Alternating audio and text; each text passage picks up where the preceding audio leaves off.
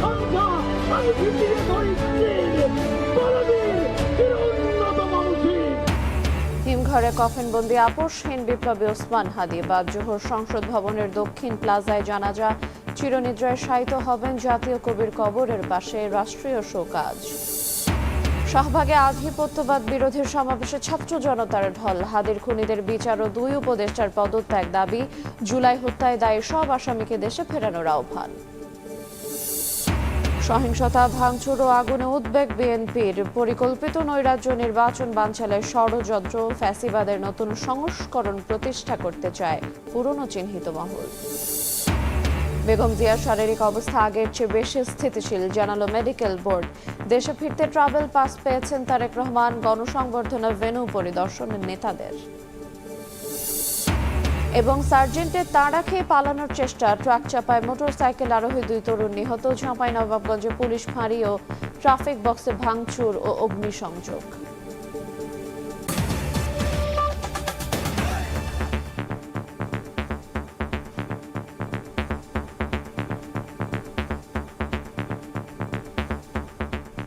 দেখছিলেন শিরোনাম। ভোরের সময়ের সঙ্গে আছি আইরিন আয়াত।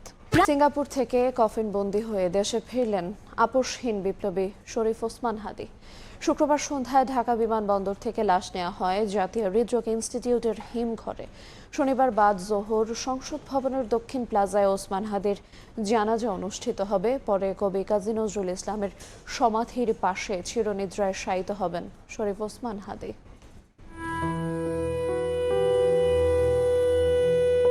শুক্রবার দুপুর 2:51 সিঙ্গাপুর থেকে ইনকিলাব মঞ্চের মুখপাত্র শরীফ ওসমান হাদির মরদেহ নিয়ে বিমান বাংলাদেশ এয়ারলাইন্সের একটি ফ্লাইট দেশের উদ্দেশ্যে রওনা করে। সন্ধ্যা 5:48 হাদির মরদেহ বহনকারী বিমান হযরত শাহজালাল আন্তর্জাতিক বিমানবন্দরে অবতরণ করে।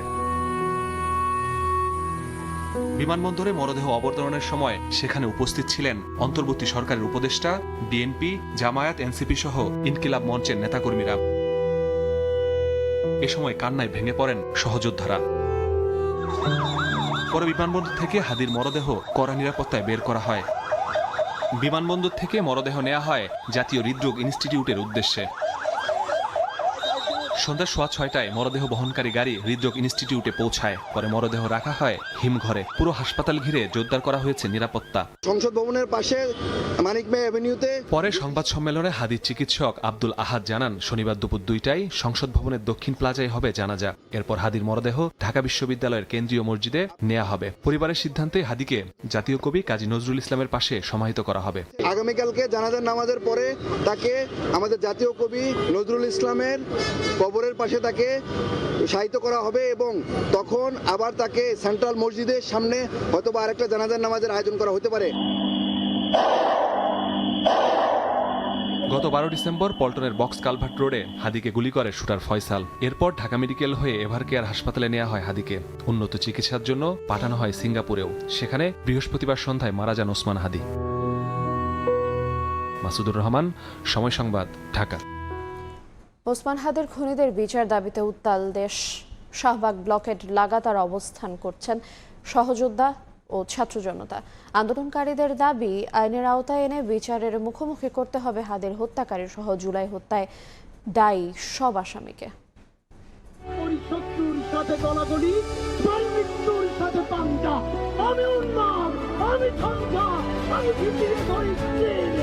শরীফ ওসমান হাদি 1 জুলাই যোদ্ধা থেকে হয়ে উঠেছেন সার্বভৌম বাংলাদেশের প্রতিচ্ছবি, যার কণ্ঠে বারবার উচ্চারিত হয়েছে ভারতের আগ্রাসন থেকে মুক্তির বুলি। সেই সার্বভৌম দেশের স্বপ্ন পূরণের মাঝপথেই বৃহস্পতিবার না ফেরার দেশে পাড়ি জমান 7 দিন আগে মাথায় গুলিবিদ্ধ হাদি। এরপর থেকেই একদিকে যেমন শোকের ছায়া নেমে এসেছে দেশে, সেই সঙ্গে ক্ষোভে ফুঁসে উঠেছেন সহযোদ্ধারা। ওসমান হাদির মৃত্যুর খবরের পর থেকে রাজধানীর শাহবাগ ব্লকেট করে অবস্থান করছেন ছাত্র জনতা। হাদির হত্যাকারীকে আইনের আওতায় আনা সহ জড়িত সবার বিচার নিশ্চিতের দাবি জানান তারা। একই সঙ্গে আইন শৃঙ্খলা রক্ষায় ব্যর্থতা স্বীকার করে স্বরাষ্ট্র ও আইন উপদেষ্টার পদত্যাগ দাবি করেন আন্দোলনকারীরা। বিচারের আওতায় না যতক্ষণ পর্যন্ত আনতে পারবে ততক্ষণ পর্যন্ত বাংলার জমিনে আর হাদি তৈরি হবে না। স্বরাষ্ট্র উপদেষ্টা দায়িত্বে আছেন, তাদের নেতৃত্বে যে সংস্কার হওয়ার কথা ছিল সেটা করা হয় নাই। কিভাবে বাহির হলো এর জবাব আপনার আসিফ নজরুলকে দিতে হবে এবং এই শুধু জবাব দিলে হবে না, তাকে অবিলম্বে পদত্যাগ করতে হবে। দেশের পলাতক খুনিদের আশ্রয় দিয়ে ভারত সার্বভৌম বাংলাদেশের বিরোধিতা করছে দাবি করে আন্দোলনকারীরা অবিলম্বে হাদির খুনি সহ সব পলাতক আসামিকে ফিরিয়ে দেওয়ার দাবি জানান। কেউ কেউ ডাক দেন ভারতীয় পণ্য বর্জনের। বাংলাদেশের সকল জনগণকে বলতে চাই, ভারতীয় পণ্য বর্জন করুন। যারা খুনি আছে তাদেরকে ইন্ডিয়া থেকে ব্যাক না দেওয়া পর্যন্ত ইন্ডিয়ান দূতাবাস বন্ধ রাখতে হবে। যারাই পার্শ্ববর্তী দেশে গোলামি করবে আমরা তাদেরকে বাংলাদেশ থেকে উৎখাত করব।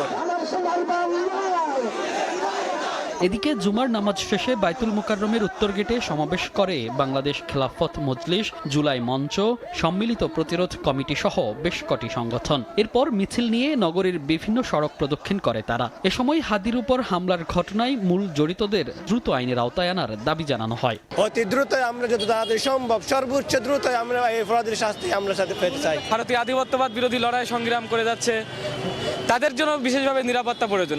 বৃহস্পতিবার রাত 9:45 সিঙ্গাপুর জেনারেল হাসপাতালে চিকিৎসাধীন অবস্থায় মারা যান ইনকিলাব মঞ্চের মুখপাত্র শরীফ ওসমান হাদি। শনিবার বাদ জোহর মানিক মিয়া এভিনিউতে অকুতোভয় এই বিপ্লবীর নামাজে জানাজা হবে।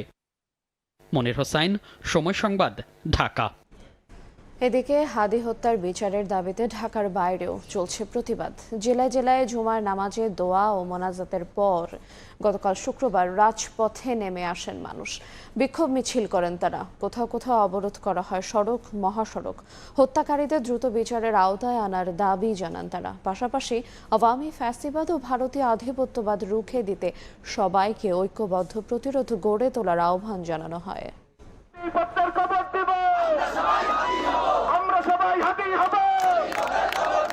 আমরা সবাই হাদি হব, দেশের জন্য জীবন দেব স্লোগানে স্লোগানে প্রকম্পিত রাজপথ।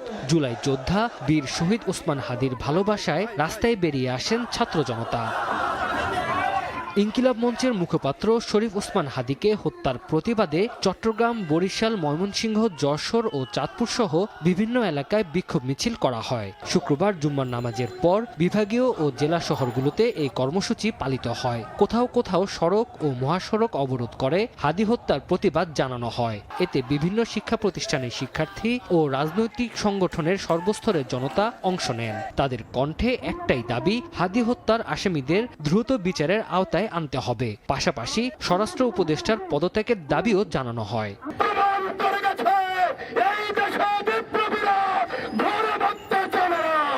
নির্বাচনের আগে হাদি, শহীদ হাদিকে যারা হত্যা করেছে তাদেরকে ফাঁসি নিশ্চিত করতে হবে। অথর্ব স্বরাষ্ট্রমন্ত্রী পদত্যাগের দাবিতে আজকে আমরা এখানে উপস্থিত হয়েছি। কোথাও কোথাও বের করা হয় কফিন মিছিলের। হাদি হত্যাকারীদের ভারতে আশ্রয়ের প্রতিবাদে বেনাপোল সীমান্তে লং মার্চ করেন ছাত্র জনতা। খুনিদের গ্রেফতার না হওয়া পর্যন্ত শান্তিপূর্ণ সমাবেশ চালিয়ে যাওয়ার ঘোষণা দেন তারা। আওয়ামী লীগের ফ্যাসিবাদ ও ভারতীয় আগ্রাসন রুখে দেওয়ার হুঁশিয়ারি দেন। জুলাইয়ের যে তামান্না ছিল সেই তামান্নাটা আমরা বাস্তবায়ন করতে পারিনি নানাবিধ অনেক কারণে, রাজনৈতিক দলরা ঐক্যবদ্ধ না হতে পারার কারণে। কিন্তু হাদি তার জীবনের বিনিময়ে আবাদে আমাদের সকলকে ঐক্যবদ্ধ করে দিয়েছেন। হাদিকে যারা মেরেছে তাদেরকে ধরে এনে ফাঁসির মাধ্যমে হাদি হত্যার বিচার করতে হবে। এর আগে মসজিদে মসজিদে ওসমান হাদির আত্মার মাগফিরাত কামনায় দোয়া ও মোনাজাত করা হয়। আধিপত্যবাদ বিরোধী এই যোদ্ধার শাহাদাত কবুলের জন্য মহান রবের কাছে আকুতি জানান মুসল্লিরা। হাদি ভাইয়ের যে চেতনা, যে স্বপ্ন, সেই স্বপ্নের প্রতি দৃঢ় হব। আমরা সেই স্বপ্নকে লালন করে শপথ পাঠ করব, আমরা সারা বাংলাদেশে হাদি হব। এদিকে দেশের কয়েকটি জেলায় কয়েকজন আওয়ামী লীগ নেতার বাড়ি ও ব্যবসা প্রতিষ্ঠান, দলীয় অফিসে ভাঙচুর ও অগ্নিসংযোগ করে বিক্ষুব্ধ জনতা। এছাড়া সিলেট ও কুষ্টিয়ায় প্রথম আলোর অফিসে হামলা ও ভাঙচুর চালানো হয়। তানজিল হাসনাত, সময় সংবাদ। ওসমান হাদির মৃত্যুর খবরে রাজধানীর কারওয়ান বাজারে প্রথম আলো ও ডেইলি স্টার অফিসে ভাঙচুর ও আগুন দেয় বিক্ষুব্ধদের একাংশ। দুটি অফিস থেকে আলামত সংগ্রহ করে সিআইডির ক্রাইম সিন ইউনিট। এই দুই পত্রিকার সম্পাদককে ফোন করে সমবেদনা জানিয়েছেন প্রধান উপদেষ্টা। হাদির মৃত্যুর খবর শোনার সঙ্গে সঙ্গে ক্ষোভ ছড়িয়ে পড়ে রাজধানীর বিভিন্ন স্থানে। বৃহস্পতিবার রাতে রাজধানীর কারওয়ান বাজারে দৈনিক প্রথম আলো কার্যালয়ে ভাঙচুর ও অগ্নিসংযোগ করেন বিক্ষুব্ধদের একাংশ। প্রথম আলোর অগ্নিকাণ্ডের পর ইংরেজি দৈনিক দ্য ডেইলি স্টারের কার্যালয়েও আগুন দেয়া হয়। আগুনের লেলিহান শিখায় পড়ে যায় দুটি গণমাধ্যম কার্যালয়ের বড় অংশ। পরিস্থিতি নিয়ন্ত্রণে ঘটনাস্থলে পৌঁছায় সেনাবাহিনী। রাতভর চেষ্টা চালিয়ে শেষ রাতে আগুন নিয়ন্ত্রণে আনে ফায়ার সার্ভিস। রাত পেরিয়ে সকালে আলো ফুটলেও ভবন দুটিতে থেমে থেমে আগুন ও ধোঁয়ার কুণ্ডলী দেখা যায়। প্রায় 10 ঘন্টার চেষ্টায় আগুন পুরোপুরি নির্বাপন হলে প্রথম আলো ও ডেইলি স্টার কার্যালয়কে ক্রাইম সিন ঘোষণা করে পুলিশের অপরাধ তদন্ত বিভাগ সিআইডি।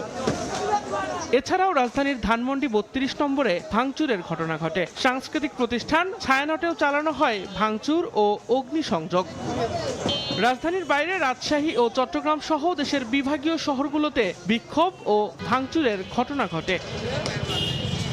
প্রথম আলো ও ডেইলি স্টারের ওপর হামলাকে বর্বরোচিত আখ্যা দিয়ে পত্রিকা দুটির সম্পাদকের সঙ্গে টেলিফোনে কথা বলেছেন প্রধান উপদেষ্টা ডক্টর মোহাম্মদ ইউনূস। এই হামলা স্বাধীন গণমাধ্যমের ওপর হামলার শামিল বলে মন্তব্য করেন প্রধান উপদেষ্টা। এদিকে আজ দুপুরে এক ফেসবুক পোস্টের মাধ্যমে গণমাধ্যমের ওপর হামলা ও সারা দেশে সহিংসতার ঘটনায় তীব্র নিন্দা জানিয়ে পূর্ণ ন্যায় বিচারের আশ্বাস দিয়েছে অন্তর্বর্তী সরকার। এদিকে গত রাতের হামলা ও অগ্নিসংযোগের ঘটনায় নিন্দা জানিয়েছেন বিভিন্ন রাজনৈতিক দলের শীর্ষ নেতারা। গণমাধ্যমের নিরাপত্তা নিশ্চিতে আহ্বান জানিয়েছেন জাতীয় নাগরিক পার্টির আহ্বায়ক নাহিদ ইসলাম। অস্থিতিশীলতা ঠেকাতে সবাইকে ঐক্যবদ্ধ থাকার আহ্বান জানান বিএনপির ভারপ্রাপ্ত চেয়ারম্যান তারেক রহমান। এদিকে ধৈর্য ধরার আহ্বান জানিয়েছেন জামায়াতে ইসলামীর সেক্রেটারি জেনারেল মিয়া গোলাম পরোয়ার। দিন মোহাম্মদ সাব্বির, সময় সংবাদ, ঢাকা। ছায়ানটের পর এবার সাংস্কৃতিক সংগঠন উদীচীর কার্যালয়ে আগুন দেয়া হয়েছে। শুক্রবার সন্ধ্যায় রাজধানীর তোপখানা রোডে সংগঠনটির কার্যালয়ে আগুন ধরিয়ে দেওয়া হয়। সন্ধ্যা 7টার দিকে কার্যালয়টিতে ভাঙচুর ও অগ্নিসংযোগ করা হয়। আগুন লাগার পর কার্যালয়ের ভেতরে আতঙ্ক ছড়িয়ে পড়ে। খবর পেয়ে আগুন নেভাতে ঘটনাস্থলে পৌঁছে ফায়ার সার্ভিসের 4টি ইউনিট। পরে আধা ঘন্টার চেষ্টায় নিয়ন্ত্রণে আসে আগুন। সারা দেশে সহিংসতা, ভাঙচুর ও অগ্নিসংযোগের ঘটনায় গভীর উদ্বেগ প্রকাশ করেছে বিএনপি। শুক্রবার রাতে বিএনপির গুলশান কার্যালয়ে স্থায়ী কমিটির বৈঠক শেষে এই উদ্বেগ প্রকাশ করেন দলটির মহাসচিব মির্জা ফখরুল ইসলাম আলমগীর। আরও বলেন, পরিকল্পিতভাবে দেশকে নয় রাজ্যের দিকে ঠেলে দিয়ে নির্বাচন অনিশ্চিত করতে চায় পুরনো চিহ্নিত একটি মহল। একই সঙ্গে ফ্যাসিবাদের নতুন সংস্করণ প্রতিষ্ঠা করতে চায় তারা। এ সময় শহীদ ওসমান হাদি হত্যার বিচার দাবি করেন বিএনপি মহাসচিব। শুক্রবার রাতে রাজধানীর গুলশানে বিএনপি চেয়ারপারসনের কার্যালয়ে জরুরি বৈঠকে বসেন দলের স্থায়ী কমিটির সদস্যরা। সমসাময়িক নানা ইস্যুতে আলোচনা করেন তারা। বৈঠক শেষে ব্রিফিংয়ে গণমাধ্যম সহ দেশের বিভিন্ন প্রতিষ্ঠানে হামলা, হিন্দু যুবককে হত্যা ও দেশব্যাপী হওয়া ধ্বংসাত্মক কর্মকাণ্ডের তীব্র নিন্দা জানায় বিএনপি। একই সঙ্গে শহীদ ওসমান হাদির হত্যার বিচার দাবি করেন মির্জা ফখরুল ইসলাম আলমগীর। শরীফ ওসমান হাদি সিঙ্গাপুরে চিকিৎসাধীন অবস্থায় শাহাদাত বরণ করেছেন। কাপুরুষোচিত এই হত্যাকাণ্ডের আমরা তীব্র ঘৃণা ও নিন্দা জানাচ্ছি। অবিলম্বে হত্যাকারীদের গ্রেফতার ও বিচারের জন্য আমরা আবারও দাবি জানাচ্ছি। এই অনাকাঙ্ক্ষিত মৃত্যুকে কেন্দ্র করে দৈনিক প্রথম আলো ও ইংরেজি দৈনিক স্টার সহ আরও কয়েকটি প্রতিষ্ঠানে অগ্নিসংযোগ করেছে। বিএনপি মহাসচিব বলেন, পরিকল্পিতভাবে দেশকে নৈরাজ্যের দিকে ঠেলে দিতে চায় একটি পুরনো চিহ্নিত মহল। নির্বাচন অনিশ্চিত করে দেশে ফ্যাসিবাদের নতুন সংস্করণ প্রতিষ্ঠা করতে চায় একই গোষ্ঠী। যে ঘটনা প্রমাণ করে পুরনো চিহ্নিত মহল দেশকে পরিকল্পিতভাবে নৈরাজ্যের পথে ধাবিত করতে চায়। অনেক রক্তের বিনিময়ে অর্জিত আমাদের ভোটাধিকার তথা গণতান্ত্রিক অধিকারকে তারা নস্যাৎ করে দিয়ে দেশে ফ্যাসিবাদের একটি নতুন সংস্করণ তৈরি করতে চাচ্ছে। এ সময় সরকারের ভূমিকা নিয়ে প্রশ্ন তুলে মির্জা ফখরুল বলেন, সরকারের নাকের ডগায় অনাকাঙ্ক্ষিত ঘটনা ঘটছে, কিন্তু জনগণ মনে করে তাদের ভূমিকা সন্তোষজনক নয়। সাইফুল রুদ্র, সময় সংবাদ, ঢাকা। শহীদ ওসমান হাদির মৃত্যুকে ঘিরে সহিংসতা এড়ানোর আহ্বান জানিয়েছেন জাতিসংঘের মানবাধিকার প্রধান ভলকার তুর্ক। স্থানীয় সময় শুক্রবার জেনেভা থেকে দেয়া বিবৃতিতে হত্যাকাণ্ডে গভীর উদ্বেগ প্রকাশ করেন এবং বলেন, প্রতিশোধ ও সহিংসতা পরিস্থিতিকে আরও জটিল করবে এবং সবার অধিকার ক্ষুণ্ণ হবে। সংশ্লিষ্ট কর্তৃপক্ষকে দ্রুত, নিরপেক্ষ, পূর্ণাঙ্গ ও স্বচ্ছ তদন্ত পরিচালনার আহ্বান জানান ভলকার তুর্ক। ফেব্রুয়ারিতে নির্বাচন সামনে রেখে তিনি বলেন, এই সময়ে নিরাপদ ও শান্তিপূর্ণ পরিবেশ নিশ্চিত করা অত্যন্ত জরুরি। আরও জানান, সাংবাদিকদের নিরাপত্তা নিশ্চিত করার পাশাপাশি মানবাধিকার রক্ষা ও সহিংসতা প্রতিরোধে কর্তৃপক্ষের সঙ্গে কাজ করতে প্রস্তুত জাতিসংঘ। এ যেন ক্রাইম থ্রিলার সিনেমার স্ক্রিপ্ট। বিদেশ থেকে দেশে এসে গঠন করা হয় শুটার টিম। পরিকল্পনা বাস্তবায়নে টার্গেটের সঙ্গে চলে কৌশলের সখ্য তৈরি। মাত্র 7 দিনের সখ্য গড়ে গুলি করে হত্যার 12 ঘন্টার মধ্যে দেশ ছেড়ে পালিয়ে যায় ফয়সাল। গায়েব করা হয় আলামতও। ইনকিলাব মঞ্চের মুখপাত্র ঢাকা 8 আসনের সম্ভাব্য প্রার্থী ওসমান হাদিকে হত্যার মিশন ঘটেছে এভাবেই। গোয়েন্দা তথ্য মতে বুধবার ফয়সালের অবস্থান ছিল ভারতের মহারাষ্ট্রে। মাসুদুর রহমানের রিপোর্ট, ক্যামেরায় ছিলেন শাহনেওয়াজ সোহাগ। ইনকিলাব মঞ্চের মুখপাত্র ঢাকা 8 আসনের সম্ভাব্য প্রার্থী ওসমান হাদি এবং সেই শুটার ফয়সাল করিম মাসুদের পরিচয় এই ইনকিলাব মঞ্চের কালচারাল সেন্টারেই। এই সেন্টার থেকেই তার সাথে পরিচয়। এরপর হাদি যেখানে গিয়েছে সব জায়গায় নজরদারি রেখেছে এই শুটার এবং তার সাঙ্গপাঙ্গরা। তারা আর কোথায় কোথায় গিয়েছে, হাদিকে ফলো করেছে এবং হাদির এই মিশন বাস্তবায়ন করেছে। আমরা তুলে ধরার চেষ্টা করব তাদের সেই সকল জায়গার অবস্থান এবং পরিকল্পনা।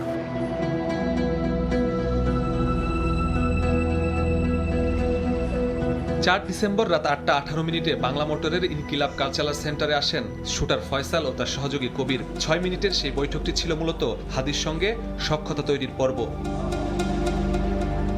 9 ডিসেম্বর রাতে আবারও কালচারাল সেন্টারে আসে ফয়সাল। এবার সঙ্গী কবির নন, আলমগীর। পরদিন সেগুনবাগিচায় প্রচারণায় অংশ নেয় ফয়সাল। প্রচারণায় অংশ নেওয়ার পর হাদিকে হত্যার মিশনের ছক কষে নেন শুটার। এবার মিশন বাস্তবায়নে নরসিংদী, সাভার, মানিকগঞ্জ সহ বিভিন্ন জায়গায় রেকি করেন ফয়সাল। মিশন বাস্তবায়নে 11 ডিসেম্বর ওঠেন পশ্চিম আগারগাঁওয়ের বোনের বাসায়। হামলার দিন ভোরে উবারে করে যান হেমায়েতপুরের একটি রিসোর্টে। এখানেই সর্বপ্রথম ফয়সাল তার প্রেমিকার কাছে শেয়ার করেন যে তিনি ঘটাবেন একটি বড় ঘটনা। কি সেই বড় ঘটনা প্রশ্ন করলে ফয়সাল উত্তর দিয়েছিলেন তিনি হাদিকে গুলিবর্ষণ করবেন, এবং হয়েছিল তাই। রিসোর্টের সিসিটিভি ক্যামেরায় দেখা যায় শুক্রবার ভোর 5টা 22 মিনিটে ফয়সাল ও আলমগীরের গাড়ি গ্রিন জোন রিসোর্টে প্রবেশ করে। সেখানে আগে থেকেই ছিলেন বান্ধবী মারিয়া ও তার বোন। হাদির এই ভিডিও বান্ধবীকে দেখিয়ে হাদির মাথায় গুলির পরিকল্পনার কথা জানান ফয়সাল। তাই তার সঙ্গে যোগাযোগ বন্ধের নির্দেশ দেন ফয়সাল। রাতে আসছিল, উনি রুম দিছে, আবার উনি রুম দিয়ে কয়েক ঘন্টা থাকে আবার ওরা চলে গেছে। সকাল 11টা 10 মিনিট আগারগাঁওয়ের বাসা থেকে মোটরসাইকেলে বেরিয়ে আসেন ফয়সাল ও আলমগীর। চলে যান হাদির সেগুনবাগিচার প্রচারণায়। মতিঝিলের জামিয়া দারুল উলুম মসজিদে পৌঁছানোর আগ পর্যন্ত হাদির অটোরিকশা ফলো করতে থাকে শুটাররা। 12টা 50 মিনিটে মসজিদের সামনে পৌঁছায় হাদিকে বহন করা রিকশা। নামাজ শেষে এখানে প্রচারণা করার কথা এবং সেই প্রচারণা দলের অংশ হিসেবেই তার সাথে যুক্ত হয়েছিলেন শুটার দলের দুজন। তখনও হাদি জানতো না এই দুজনই তাকে গুলি করে পৃথিবী থেকে সরিয়ে দিতে চায়। নামাজ শেষে মসজিদ থেকে বেরিয়ে প্রচারণায় নামে হাদি। 2টা 16 মিনিটে সেখান থেকে রওনা করেন হাদি। পেছন পেছন ছুটতে থাকে শুটাররাও। হাদি ভাইয়ের সাথেই ওরা ছিল, স্বাভাবিকভাবে ছিল ওরা আর কি, এদিক সেদিকে ঘুরছে ওরা। আমরা তো আর এটা বুঝি না যে ওরা যে গুলি করব। 2.5 ঘন্টা ধরে ফাঁকা জায়গা খোঁজার পর 2টা 24 মিনিটে খুব কাছ থেকে 2টি গুলি করে ফয়সাল। বিজয়নগর, কাকরাইল, শাহবাগ হয়ে ফার্মগেট সোজা চলে যান বোনের বাড়ি পশ্চিম আগারগাঁওয়ে। বিকেল 3টায় সেখানে পৌঁছান। শুরু হয় নাটকীয়তা। মা ও বাবা জড়িয়ে পড়ে আলামত নষ্ট করতে। বাবা সরায় মোটর বাইক আর মাকে নিয়ে কিছুক্ষণ পর নিচে নামে ফয়সাল। ফয়সাল শুটের আগে এসেছেন এবং মিশন বাস্তবায়ন শেষেও এখানে এসেছেন এবং এখান থেকেই তিনি লাপাত্তা হয়ে গিয়েছেন। 4টা 54 মিনিটে পশ্চিম আগারগাঁও থেকে সিএনজিতে করে আসে আমিনবাজার। সেখান থেকে উবান নিয়ে যায় কালামপুরে, গাজীপুরে চন্দ্রামাওনা হয়ে ময়মনসিংহ, সেখান থেকে হালুয়াঘাট ধারাবাজার পেট্রোল পাম্পে। সময় টেলিভিশনের কাছে আসা সেই পাম্পের সিসিটিভি ফুটেজে দেখা যায় রাত 11টা 31 মিনিটে সেখানে পৌঁছান শুটারদের বহনকারী প্রাইভেট কার। মানব পাচারকারী ফিলিপ একটি মোটর বাইকে এসে তাদের রিসিভ করে। পুলিশের কাছে গ্রেপ্তার হওয়া ফিলিপের 2 সহযোগীর বক্তব্য এসেছে সময় টিভির হাতে। সেখানে সে দাবি করে ভুটিয়াপাড়া সীমান্ত দিয়ে ভারতে গেছে শুটাররা।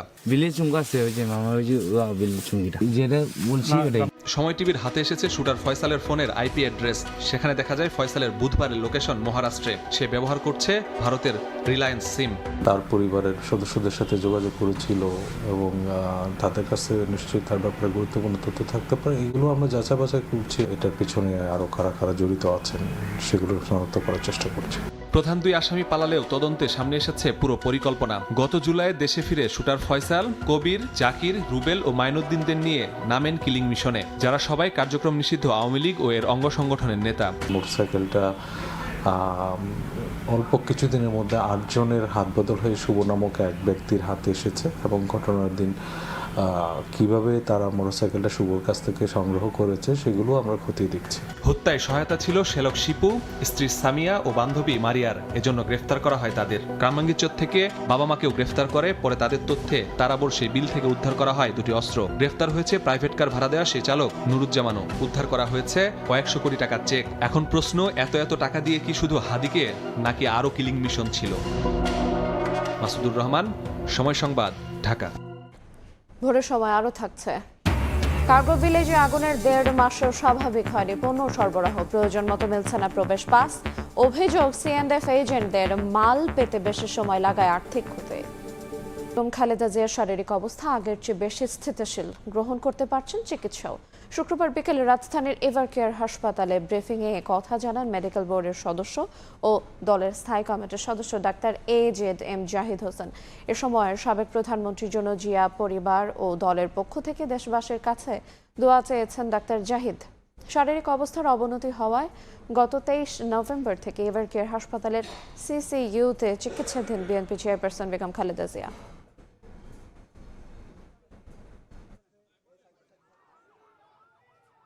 ওনার শারীরিক অবস্থা যে কোনো গত 1 মাসের মধ্যে এখন বেশ স্থিতিশীল আছে এবং উনি আজকেও ওনার একটা ছোট প্রসিডিউর করা হয়েছে ওটিতে নিয়ে এবং সেটিও উনি অত্যন্ত সফলভাবে উনি সেটি গ্রহণ করতে পেরেছেন। অর্থাৎ প্রসিডিউরটা সুন্দরভাবে করা হয়েছে এবং উনি এখন ওনার CCUতে যে ক্রিটিক্যাল কেয়ার ইউনিট, ওখানে উনি ICU-এর যে ব্যবস্থা সেই ব্যবস্থা সম্বলিত কেবিনে উনি চিকিৎসাধীন আছেন। দেশে ফিরতে ট্রাভেল পাস হাতে পেয়েছেন বিএনপির ভারপ্রাপ্ত চেয়ারম্যান তারেক রহমান।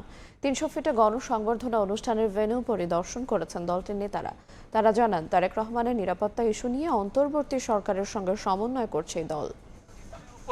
এই ঘরে উপস্থিত প্রত্যেকটি মানুষ লন্ডনে দীর্ঘ 17 বছরের নির্বাসিত জীবন শেষে আগামী 25 ডিসেম্বর দেশে ফিরছেন বিএনপির ভারপ্রাপ্ত চেয়ারম্যান তারেক রহমান। দলের পক্ষ থেকে জানানো হয় ইতিমধ্যে ট্রাভেল পাস হাতে পেয়েছেন তিনি। তারেক রহমানের আগমন উপলক্ষে গণসংবর্ধনা অনুষ্ঠানের উদ্যোগ নিয়েছে বিএনপি। শুক্রবার বিকেলে কুড়িল বিশ্ব রোড অংশের 300 ফিটের ভেন্যু পরিদর্শন করেন বিএনপির স্থায়ী কমিটির সদস্যরা। এর আগে বিকেলে দলের স্থায়ী কমিটির সদস্য সালাউদ্দিন আহমদ জানান, তারেক রহমানের নিরাপত্তা ইস্যু নিয়ে অন্তর্বর্তী সরকারের সঙ্গে সমন্বয় করছে দল। তার আগমনকে কেন্দ্র করে যাতে নিরাপত্তাজনিত এবং প্রোটোকলজনিত কোনো বাধাবিঘ্ন না হয় সেই জন্য আমরা তার অবতরণের স্থান থেকে শুরু করে এভারকেয়ার যাওয়ার পথে, দেশনেত্রী বেগম খালেদা জিয়াকে দেখতে যাওয়ার পথে এবং সমস্ত স্থানে যাতে জনসমাগম নিরাপদ হয়, নিশ্চিদ্র হয়, সেই বিষয়গুলো নিশ্চিত করার জন্য আমরা সমস্ত জায়গাগুলো আগে থেকেই পরিদর্শন করছি। তিনি আরো বলেন, গণতন্ত্র ব্যাহত করতে সম্প্রতি সুপরিকল্পিতভাবে হত্যাকাণ্ড করে পতিত ফ্যাসিস্ট সরকার অন্যের ঘাড়ে দায় চাপিয়ে দিতে চাচ্ছে। দেশের অভ্যন্তরে এবং দেশের বাইরে পতিত ফ্যাসিবাদী শক্তি নির্বাচন পিছানোর বা নির্বাচন বানচালের যে ষড়যন্ত্র আছে তারই অংশ হিসাবে এটা সংগঠিত হয়েছে, পরিকল্পনা নিচ্ছে, তার পিছনে একটি সুগভীর চক্রান্ত আছে। এদিকে তারেক রহমানের স্বদেশ প্রত্যাবর্তন ঘিরে উচ্ছ্বসিত বিএনপির নেতাকর্মীরা। আমরা এই স্বপ্ন দেখছি। শাহিন আলম, সময় সংবাদ, ঢাকা। সরবরাহ প্রয়োজন মতো প্রবেশ পাস না পেয়ে ভেতরে ঢুকতে পারছে না সিএনএফ এজেন্টরা। এতে আর্থিক ক্ষতি মেনেই কার্যক্রম চালিয়ে যেতে হচ্ছে বলে অভিযোগ ব্যবসায়ীদের। যদিও বিমানবন্দর কর্তৃপক্ষের দাবি বেড়েছে পণ্য খালাসের পরিমাণ। MSRFN-এর রিপোর্ট। ঢাকার হযরত শাহজালাল আন্তর্জাতিক বিমানবন্দরের কার্গো ভিলেজের আলফা 8 গেট দিয়ে পণ্য খালাসে ব্যস্ত শ্রমিক কর্মকর্তারা। 18 অক্টোবরের অগ্নিকাণ্ডে ABC গেট বন্ধের পর আমদানি পণ্য সহজে কারখানায় পৌঁছে দিতে খোলা হয়েছে এই গেটটি। এর আগে সাময়িকভাবে 9 নম্বর দিয়ে সব পণ্য ছাড় করা হলেও বর্তমানে হচ্ছে শুধু আন্তর্জাতিক কুরিয়ারে আসা পণ্য, ডকুমেন্ট, স্যাম্পল। সাময়িক এসব উদ্যোগে পণ্য জট কমলেও আগের মতো পাস না পাওয়ায় পণ্য বুঝে পেতে 3 থেকে 4 দিন বেশি সময় লাগছে বলে অভিযোগ সিএনএফ এজেন্টদের। কুরিয়ার একদিনে মাল 3 দিন 4 দিন পর্যন্ত লেট করে হলো মাল ডেলিভারি হচ্ছে এই জায়গায়। শিপমেন্ট আমরা যখন নিজের তরিতে নিয়ে আসতে পারতাম, কিন্তু এখন পাচ্ছি না। যতক্ষণ পর্যন্ত কুরিয়ারদের কোনো ওয়্যার হাউস না দিবে ততক্ষণ পর্যন্ত আমাদের এই সমাধানটা হবে না। এতে আর্থিক ক্ষতি মেনে নিয়েই আমদানি রপ্তানি কার্যক্রম চালিয়ে যেতে হচ্ছে বলে দাবি ব্যবসায়ী উদ্যোক্তাদের। পণ্যগুলো কিন্তু যেটা এয়ারপোর্ট দিয়ে আসে সেগুলো কিন্তু সবচেয়ে ইম্পর্টেন্ট আর্জেন্সি থাকে, তো কষ্টের থেকে আমাদের ওই পণ্যের প্রয়োজনীয়তার অনেক বেশি। স্যাম্পল দ্রুততার সাথে পাঠাতে পারছি না, এই স্যাম্পল দ্রুততার সাথে না পাঠানোর কারণে আপনি অর্ডারও মিস করছেন। কাজেই আমাদের যে অগ্নিকাণ্ডটি হয়েছে তারপরে এখন পর্যন্ত এটি স্বাভাবিক পর্যায়ে যায় না। স্থায়ী একটা বন্দোবস্ত কার্গো যেখানে মালগুলো ওখানে দূরে চলে যাবে, ওখান থেকে ডিস্ট্রিবিউট করবে, এটার জন্য আসলে কাজ করা দরকার। বিমানবন্দর কর্তৃপক্ষ বলছে 24 ঘন্টা পণ্য খালাসের সুযোগ রাখা হলেও মধ্যরাত থেকে সকাল 9টা পর্যন্ত পণ্য বুঝে নিচ্ছেন না আমদানিকারকরা। এতে কার্গো এলাকায় বাড়ছে আমদানি মালামালের পরিমাণ, যা মানছেন এজেন্টরাও। যার যতটুকু পেপার থাকে, যদি ব্যাংক করা থাকে, সিরিয়াল থাকে, মাল দিয়ে দেয়, এটা কোনো সমস্যা নেই। পণ্য খালাসে ব্যাপক পরিমাণে সহযোগিতা সিএনএফদেরকে করতেছে। সিভিল এভিয়েশনের সাইড থেকে যেটা করার দরকার সেটা করেছে, বিমান তাদের কার্গো হ্যান্ডলার রেখেছে, কাস্টমসের থেকে তারা ইন্সপেক্টর তারা রেখেছে। কিন্তু আমরা দেখতে পাচ্ছি সাধারণত ওয়ার্কিং ডেগুলোতে রাত 10টার পরে আমাদের রিসিপিয়েন্ট বা যেটা 24/7 চলার ফ্যাসিলিটি আমরা চালু করেছি, সেটা রাত 10টা থেকে সকাল অ্যারাউন্ড 7টা-8টা পর্যন্ত কিন্তু কোনো কার্গো কেউ রিসিভ করছেন না। এনবিআর এর তথ্য 2024-25 অর্থ বছরে সমুদ্র, বিমান ও স্থলবন্দর দিয়ে দেশে $6,500 কোটি পণ্য আমদানি হয়েছে। এর মধ্যে হযরত শাহজালাল আন্তর্জাতিক বিমানবন্দর দিয়ে এসেছে $410 কোটি পণ্য। বিমানবন্দরের কার্গো ভিলেজে অগ্নিকাণ্ডের প্রায় 1.5 মাস অতিবাহিত হলেও এখনও স্বাভাবিক হয়নি পণ্য সরবরাহ কার্যক্রম। যদিও পণ্য সরবরাহে সর্বোচ্চ সহযোগিতা করছে বিমানবন্দর কর্তৃপক্ষ। আমদানি ও রপ্তানি খাত সংশ্লিষ্টরা বলছেন, এই সংকটকালীন মুহূর্তে থার্ড টার্মিনালের কার্গো ভিলেজটি হস্তান্তর করা গেলে দূর হবে শতভাগ জটিলতা। MS আরিফিন, সময় সংবাদ, হযরত শাহজালাল আন্তর্জাতিক বিমানবন্দর, ঢাকা। ভোরের সময় আরও থাকছে। বালির পরিবর্তে দেওয়া হচ্ছে মাটি। আমরা যদি নিম্নমানের সামগ্রী এখন ব্যবহার করি, এটা তো 6 মাস 1 বছরও টিকবে না। বালুর বদলে পাহাড়ের মাটি আর পুরাতন ইটের খোয়া ব্যবহার। বান্দরবানের সড়ক নির্মাণ কাজে ব্যাপক অনিয়মের অভিযোগ। অনিয়মের সত্যতা পেলে ব্যবস্থার আশ্বাস LGEDর। শিক্ষার্থীদের জন্য 150টি স্কলারশিপের সুযোগ দিয়েছে দেশটির সরকার, কিন্তু পড়ছেন মাত্র একজন। ভাষাগত জটিলতা আর ভৌগোলিক দূরত্বই অনাগ্রহের মূল কারণ। এই বাধা দূর করতে ঢাকার শিগগিরই খুলছে পর্তুগিজ ভাষা শিক্ষা কেন্দ্র। পাশাপাশি দেশটির শিক্ষা ব্যবস্থার অভিজ্ঞতা বিনিময়ে উদ্যোগ নেওয়ার কথা জানান ব্রাজিলে নিযুক্ত বাংলাদেশি রাষ্ট্রদূত। ব্রাজিল থেকে ফিরে বিস্তারিত জানাচ্ছেন রিপোর্টার প্রসূন আশিস। ব্রাজিল মানেই ফুটবল, পেলে, রোনালদো কিংবা হালের নেইমারের জন্মভূমি। ফুটবল ছাড়াও দেশটির শিক্ষা, স্বাস্থ্যসহ বিভিন্ন খাত সমৃদ্ধ, কিন্তু সেসবের সুযোগ খুব একটা নিতে পারেনি বাংলাদেশ। ব্রাজিলের শিক্ষা ব্যবস্থা বিশ্বজুড়ে সমাদৃত, কিন্তু দেশটির শিক্ষা প্রতিষ্ঠানে পড়তে যেতে আগ্রহী নয় বাংলাদেশি শিক্ষার্থীরা। এর পেছনে বড় কারণ ভাষাগত জটিলতা ও ভৌগোলিক দূরত্ব। ব্রাজিলের বিভিন্ন বিশ্ববিদ্যালয়ে বাংলাদেশিদের জন্য 150 স্কলারশিপের ব্যবস্থা থাকলেও পড়ছেন মাত্র একজন। ইউনিভার্সিটি অব ব্রাসিলিয়ার শিক্ষার্থী মাসুক মনে করেন, পর্তুগিজ ভাষা শেখার সুযোগ পেলে ব্রাজিলে উচ্চশিক্ষায় আগ্রহী হবেন বাংলাদেশি শিক্ষার্থীরাও। আমি কম্পিউটার সায়েন্সে মাস্টার্স করতেছি। এখানে পড়াশোনার মানটা অনেক উন্নত, কোনো টিউশন ফি নেই। এক্সট্রা আপনি ইন্টারন্যাশনাল হিসাবে কিছু স্টাইপেন্ড পাচ্ছেন, যেটা আপনার থাকা খাওয়ার জন্য এনাফ। এরা বিভিন্ন ইউরোপিয়ান ইউনিভার্সিটি, USA এবং কানাডা ইউনিভার্সিটি অ্যাফিলিয়েটেড। তো আপনি এখান থেকে যখন পোস্ট গ্রাজুয়েশন করতে যাবেন, তো এরা অনেক হেল্পফুল করবে। ভাষা জটিলতা কাটিয়ে ব্রাজিলের বিভিন্ন বিশ্ববিদ্যালয়ে পড়ার সুযোগ সৃষ্টিতে ঢাকায় ভাষা শিক্ষা কেন্দ্র খোলা সহ নানা উদ্যোগ নেয়ার কথা জানান ব্রাজিলে নিযুক্ত বাংলাদেশি রাষ্ট্রদূত। ব্রাজিল গভর্নমেন্ট কিন্তু আমাদেরকে অনেকগুলো স্কলারশিপস অফার করে, কিন্তু ইউরোপে আমেরিকার ইউনিভার্সিটিগুলোর মতো এগুলো খুব একটা প্রচার নেই। কিন্তু আমাদের স্টুডেন্টসরা এখানে আসতে পারে। Language is a barrier. Brazil will open A language centre in Dhaka. এটা অনেকটা ব্রিটিশ কাউন্সিল বা অলিয়াস ফ্রান্সিসের মতো হবে। ব্রাজিলের শিক্ষা ব্যবস্থা সম্পর্কে জানাতে বাংলাদেশে বিভিন্ন অনুষ্ঠান আয়োজনের পরিকল্পনা রয়েছে। এ লক্ষ্যে দেশটির কয়েকটি বিশ্ববিদ্যালয়ের সঙ্গে চুক্তি হয়েছে। সেন্ট্রাল ইউনিভার্সিটি অফ পারা, এদের সাথে exchange of faculties, students and research workers with Bangladesh university. We have to finalize which university or universities will be counterpart of this university. এই ইউনিভার্সিটির অ্যাম্বিয়েন্সগুলো যদি বাংলাদেশে আমরা নিয়ে যেতে পারি, hopefully it will increase the education and culture of the university. সম্পর্কের ক্ষেত্রে রাজনীতির প্রভাব না থাকায় ব্রাজিলের নানা সম্ভাবনা কাজে লাগানো সম্ভব বলে মনে করেন রাষ্ট্রদূত। ইউনিভার্সিটি অব ব্রাজিলিয়া, এই পাবলিক বিশ্ববিদ্যালয়টির মতো অনেক বিশ্ববিদ্যালয় রয়েছে ব্রাজিলে। যেখানে সারা বিশ্বের শিক্ষার্থীরা পড়তে আসেন। এখানে যে আসন সংখ্যা রয়েছে, সেখানে যে কোটা রয়েছে, এখানে বাংলাদেশের শিক্ষার্থীরাও সুযোগ নিতে পারেন। সেক্ষেত্রে তাদের ভাষাগত জটিলতা দূর করতে হবে। ইউনিভার্সিটি অব ব্রাজিলিয়া থেকে প্রসূন আশিস, সময় সংবাদ। মনের মতো ডিজাইন আর stylish collection, Regal furniture, furnish your dream. বান্দরবানের স্থানীয় সরকার প্রকৌশল বিভাগের সড়ক নির্মাণ কাজে ব্যাপক অনিয়মের অভিযোগ উঠেছে। নিম্নমানের সামগ্রী ব্যবহার করায় সড়কের স্থায়িত্ব ও গুণগত মান নিয়ে প্রশ্ন উঠেছে। পাশাপাশি অধিকাংশ রাস্তা নির্মাণের কাজ শেষ না হওয়ায় দুর্ভোগে স্থানীয়রা। সোহেল কান্তিনাথের ক্যামেরায় বিস্তারিত জানাচ্ছেন এনে জাকির। এক্সকেভেটর দিয়ে পাহাড়ের মাটি কেটে চলছে সড়ক নির্মাণের কাজ। পাশেই মজুত রয়েছে নিম্নমানের পুরাতন ইটের স্তূপ। কাজের মান নিয়ে প্রশ্ন থাকলেও নেই জবাবদিহিতা। বান্দরবান সদরের টাইগারপাড়া এলাকায় স্থানীয় সরকার প্রকৌশল বিভাগের অর্থায়নে নির্মিত হচ্ছে সংযোগ সড়ক। তবে সড়ক নির্মাণে মানা হচ্ছে না কোনো রকম নিয়ম নীতি। অভিযোগ উঠেছে বালির বদলে পাহাড়ের মাটি আর পুরাতন ইটের খোয়া পাথর সহ নিম্নমানের নির্মাণ সামগ্রী ব্যবহার হচ্ছে। এই নিয়ে ক্ষোভের শেষ নেই স্থানীয়দের। আমরা যদি নিম্নমানের সামগ্রী এখন ব্যবহার করি, এটা তো 6 মাস 1 বছরও টিকবে না।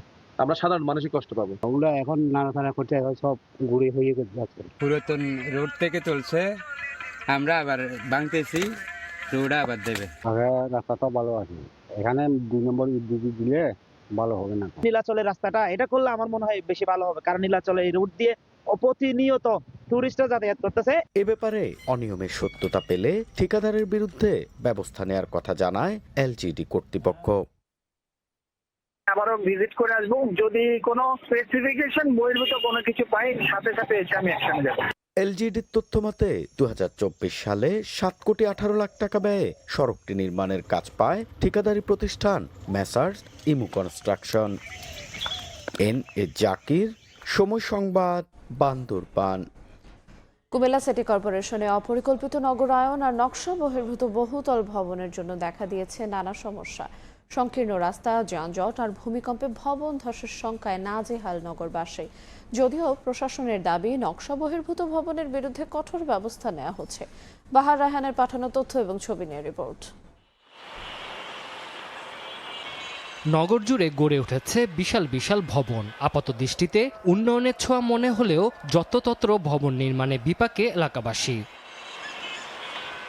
53.04 বর্গ কিলোমিটার আয়তনে কুমিল্লা সিটি কর্পোরেশনে 27টি ওয়ার্ড রয়েছে। তবে সিটি কর্পোরেশন গঠনের 14 বছর পরও নেই কোনো মাস্টার প্ল্যান, নেই নগর পরিকল্পনাবিদ। ফলে সার্ভেয়ারদের মাধ্যমে চলছে পুরো ভবন অনুমোদনের কাজ। ডেভেলপার ও মালিকেরা একের পর এক প্ল্যান জমা দিলেও প্রাথমিক অনুমোদনের সুযোগকে কাজে লাগিয়ে অনেকে নকশা বহির্ভূত বহুতল ভবন নির্মাণ করে ফেলেছে। এতে রাস্তা সংকীর্ণ হয়ে সৃষ্টি হয়েছে যানজট। এছাড়া নিয়ম না মেনে ভবন গড়ায় রয়েছে ধসের ঝুঁকিও। 6 ফুট রাস্তা বা 10 ফুট রাস্তার মধ্যে অনুমোদন 9 তলা পায় কিভাবে? 3 শতকের মধ্যে তারা দেখা যায় 9 তলা প্ল্যান নিচ্ছে, নিয়ে সিটি কর্পোরেশন রাস্তার জায়গা, ড্রেনের জায়গার উপরে বিল্ডিং করে বিল্ডিং ফ্ল্যাট বিক্রি করতেছে। বিল্ডিং কোড আছে, বিল্ডিং কোডে সে নিয়ম কানুনগুলো আছে, কিন্তু সেটি যে মানা হচ্ছে এরকম নজির কিন্তু নেই। দীর্ঘদিনের অনিয়ম নিয়মের মধ্যে আনার চেষ্টা চলছে বলে জানায় কর্তৃপক্ষ। যারা অবৈধভাবে করেছে তাদেরকে কিভাবে আইনের আওতায় বৈধতা দেওয়া যায়, সেটা জরিমানা হোক বা বিশেষ কোনো প্রক্রিয়া, সেটা আমরা দেখব ইনশাআল্লাহ। 2023-24 সালে জমা পড়া 1050টি প্ল্যানের মধ্যে প্রাথমিক অনুমোদন প্রায় মাত্র 490টি। সময় সংবাদ, কুমিল্লা। মুন্সিগঞ্জে আলু মৌসুমে কৃত্রিম সার সংকট দেখিয়ে অতিরিক্ত দামে বিক্রির অভিযোগ উঠেছে। এতে বিপাকে পড়েছেন আলু উৎপাদনে অন্যতম শীর্ষ জেলাটির কৃষকরা। যদিও জেলা প্রশাসন ও কৃষি বিভাগ বলছে সারের কোনো সংকট নেই। যারা কৃত্রিম সংকট দেখিয়ে বেশি দরে বিক্রি করছে তাদের বিরুদ্ধে ব্যবস্থা নেওয়া হবে। নাসিরউদ্দিন উজ্জ্বলের রিপোর্ট, ছবি তুলেছেন আবু সাইদ। মুন্সিগঞ্জ সদর উপজেলার চরকাওয়ার গ্রামের কৃষক শাহ কামাল 22 একর জমিতে আলু চাষ করছেন। আলুর দরপতনে এরই মধ্যে 20 লাখ টাকার পুঁজি খুইয়েছেন। তারপরও ঘুরে দাঁড়াতে আবার নতুন মৌসুমে আলু চাষ করছেন, কিন্তু সার ও উন্নত বীজের চড়া দর যেন মরার উপর খাড়ার ঘা। টিএসপি লেখা আছে 1350 টাকা, বিক্রি করে 1800-1900 টাকা। শাহ কামালের মতো অন্য চাষিদেরও দাবি এবার সরকার নির্ধারিত দরের চেয়ে বেশি দরে সার কিনতে বাধ্য হচ্ছেন। তাদের অভিযোগ, জেলায় আলু আবাদে প্রায় 200 কোটি টাকার এই সারের ব্যবসা থেকে অতিরিক্ত অর্থ হাতিয়ে নিচ্ছে একটি মহল। সারের কৃত্রিম সংকট তৈরিরও অপচেষ্টায় মহলটি। সরকার সার দিছে, আমরা এই সরকারের রেটে সার পাই নাই। তবে অভিযোগ অস্বীকার করেছেন সার ডিলাররা। আমাদের বিরুদ্ধে এরকম অভিযোগ নাই, এটা অসত্য, মিথ্যা কথা। কর্তৃপক্ষ জানিয়েছে ডিলাররা সব সারেরই পর্যাপ্ত বরাদ্দ পেয়েছেন, তাই সার সংকটের কোনো সুযোগ নেই। সরকার নির্ধারিত দরের চেয়ে বেশিতে সার বিক্রির সঙ্গে জড়িতদের বিরুদ্ধে কঠোর ব্যবস্থা নেওয়া হবে। যদি কোনো কৃষক কখনো কোনো বেশি দামে কিনতে হয়, তাহলে অবশ্যই সেটা যেন আমাদেরকে উপজেলা কৃষি অফিস আসছে বা আমরা রয়েছি, সেখানে যেন তারা অভিযোগ করে। তাহলে অভিযোগ করার সাথে সাথে আমরা সেখানে সেই ডিলারের বিরুদ্ধে আইনানুগ যে ব্যবস্থা রয়েছে সেই ব্যবস্থা গ্রহণ করব। সারের যে মূল্য, এটা একেবারে যেটা মূল্য এমআরপি লেখা থাকবে এবং ওই দামে বিক্রি হবে এবং এর অধিক মূল্যে নেওয়ার সুযোগ নাই। মুন্সিগঞ্জে 78 জন বিসিআইসি ও 157 জন বিএডিসি ডিলার এবং প্রায় 300 সাব সার ডিলার রয়েছেন। চলতি মৌসুমে 34,655 হেক্টর জমিতে আলু চাষের লক্ষ্যমাত্রা নির্ধারণ করা হয়েছে। তবে এই লক্ষ্যমাত্রা পূরণ হবে কিনা তা নিয়ে শঙ্কায় রয়েছে কৃষি বিভাগ। মুন্সিগঞ্জ থেকে নাসির উদ্দিন উজ্জ্বল, সময় সংবাদ। কক্সবাজারের শুটকি পল্লীতে চলছে পুরোদমে উৎপাদন। লইট্টা, চিংড়ি, রূপচাঁদা সহ বিভিন্ন জাতের সামুদ্রিক মাছ দিয়ে তৈরি হচ্ছে শুটকি। এসব শুটকি দেশের গণ্ডি পেরিয়ে যাচ্ছে বিদেশেও। মোহাম্মদ ফরাজের ক্যামেরায় বিস্তারিত জানাচ্ছেন সুজাউদ্দিন রুবেল। ভোরের আলোয় সৈকত পাড়ে নগর করে শতাধিক মাছ ধরা ট্রলার। ব্যস্ততা বাড়ে মাছ ব্যবসায়ীদের। ট্রলার থেকে 150 মেট্রিক টনেরও বেশি সামুদ্রিক মাছ নামিয়ে নেওয়া হয় আড়তে। এরপর শুরু হয় মাছ ধুয়ে কেটে পরিষ্কার করে শুটকি তৈরির কর্মযজ্ঞ। কক্সবাজারের নাজিরাটেক উপকূলের 350 একর বিশাল এলাকা জুড়ে বিস্তৃত জনপদে রয়েছে 2000-এরও বেশি চাতাল। এই পল্লীতে কাজ করে প্রায় 30,000 শ্রমিক। আবহাওয়া অনুকূলে থাকায় এখন শুটকি উৎপাদনের চূড়ান্ত সময়। বাঁশের সারি সারি মাচায় দিনভর শুকানো হচ্ছে কোটি টাকার মাছ। 20-25 রকমের মাছ ওঠে এখানে। লইট্টা, ফাঁসিয়া, সুরি, বিভিন্ন সামিলা, বুলেট এগুলো শুকানো হয়। পাঁচশা মাছ, মধুপাশা, তাঁতিপাশা এগুলো। ব্যস্ত সময় বার করতেছি। আগে বা বর্ষার দিন ছিল, এখন সিজন যেটা শুরু হয়েছে অবর্তর পর হইতে দেয় প্রায় মিলে এর আমাদের 2 কোটি টাকার মতো ডেইলি বিক্রি হয়। পুরো দমে কাজ চলতেছে, এটা 12 মৌসুম বলতে চলে, তো মোটামুটি এখন খুবই ভালো। ছুরি শুয়ে লাগে 6 থেকে 5 দিন, শুরু করে লাগে 3 থেকে 7 দিন, দুইটা তো 5 থেকে 6 দিন লাগে। 500 টাকা বেতন দেয়, তো সংসার চলে। মালয়েশিয়া, সৌদি আরব, কাতার বিভিন্ন দেশে আমাদের শুটকিগুলো আপনার রপ্তানি হয়ে থাকে। এখানকার উৎপাদিত শুটকির আলাদা কদর রয়েছে সারা দেশে। 3 সেক্টরের ব্যবসা চলে, শুটকির গুঁড়া, আরেকটা হচ্ছে চিলং। 50,000 মানুষ এই শুটকির বিষয়ে ওতপ্রোতভাবে জড়িত। সরকারে যদি এই ব্যবসাটা যদি বাঁচায় রাখতে চাই, আরো যদি উন্নতি করতে চাই, তাহলে এখানে আসলে লোন দেওয়া দরকার। নভেম্বর থেকে শুরু হওয়া শুটকি মৌসুম চলে জুলাই পর্যন্ত। সুজাউদ্দিন রুবেল, সময় সংবাদ, কক্সবাজার। দেখছেন ভোরের সময়। ত্রিমুখী লড়াইয়ে আভাস ঢাকা 9 আসনে। ভোটের মাঠে চষে বেড়াচ্ছেন বিএনপি, জামায়াত ও এনসিপির সম্ভাব্য প্রার্থী। ভোটাররা বলছেন প্রতীক নয়, সততা ও অতীতের কর্মকাণ্ড দেখেই ভোট দেবেন পছন্দের প্রার্থীকে। আবুল কালামের ক্যামেরায় নাইম হাসানের রিপোর্ট।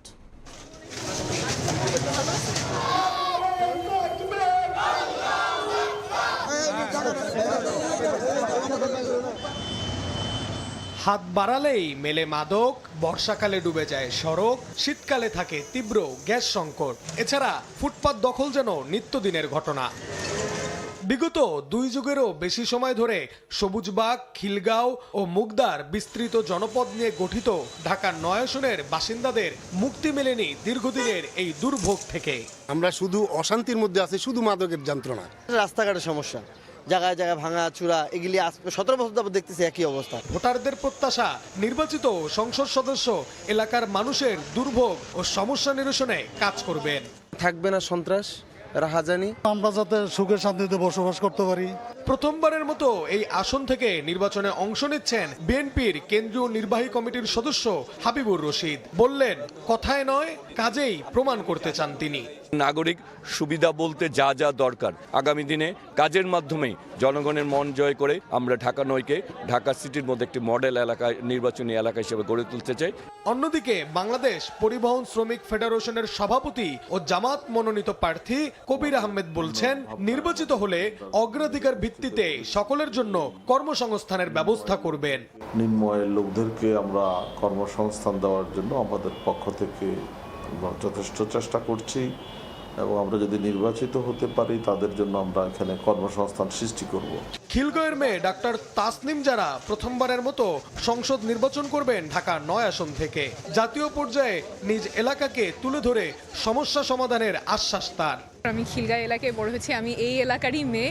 যা যা সমস্যা আছে সবগুলোই আমরা জানার চেষ্টা করছি, বোঝার চেষ্টা করছি। জাতীয় পর্যায়ে কিভাবে অ্যাড্রেস করতে পারি, লোকাল পর্যায়ে কিভাবে অ্যাড্রেস করতে পারি, সবকিছুই কর্মপরিকল্পনাতে থাকবে।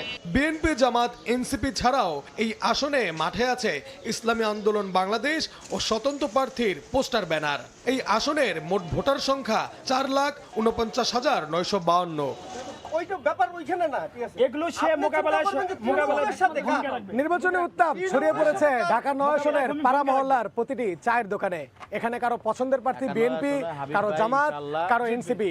ভোটাররা মনে করছেন বড় তিনটি রাজনৈতিক দলের ৩ জন প্রার্থী এখানে নতুন হওয়ায় ভোটের হিসেব নিকেশ বদলে যেতে পারে শেষ মুহূর্তের প্রচারণা ও নির্বাচনী প্রতিশ্রুতিতে। ঢাকা ৯ আসন থেকে নাইম হাসান, সময় সংবাদ, ঢাকা। এদিকে পঞ্চগড় ১ আসনে বইছে নির্বাচনী হাওয়া। ভোটে জয় পেতে মাঠ চষে বেড়াচ্ছেন সম্ভাব্য প্রার্থীরা। এই আসনে লড়বেন জুলাই গণ অভ্যুত্থানের মধ্য দিয়ে গড়ে ওঠা এনসিপি নেতা সার্জিস আলম। যদিও আসনটি বিএনপির শক্ত ঘাঁটি হিসেবে পরিচিত, তবে সমান তালে গণসংযোগ করছেন জামায়াতে ইসলামী, ইসলামী আন্দোলন ও গণ অধিকারের পরিষদের সম্ভাব্য প্রার্থীরা। বিস্তারিত জানাচ্ছেন সোহাগ হায়দার।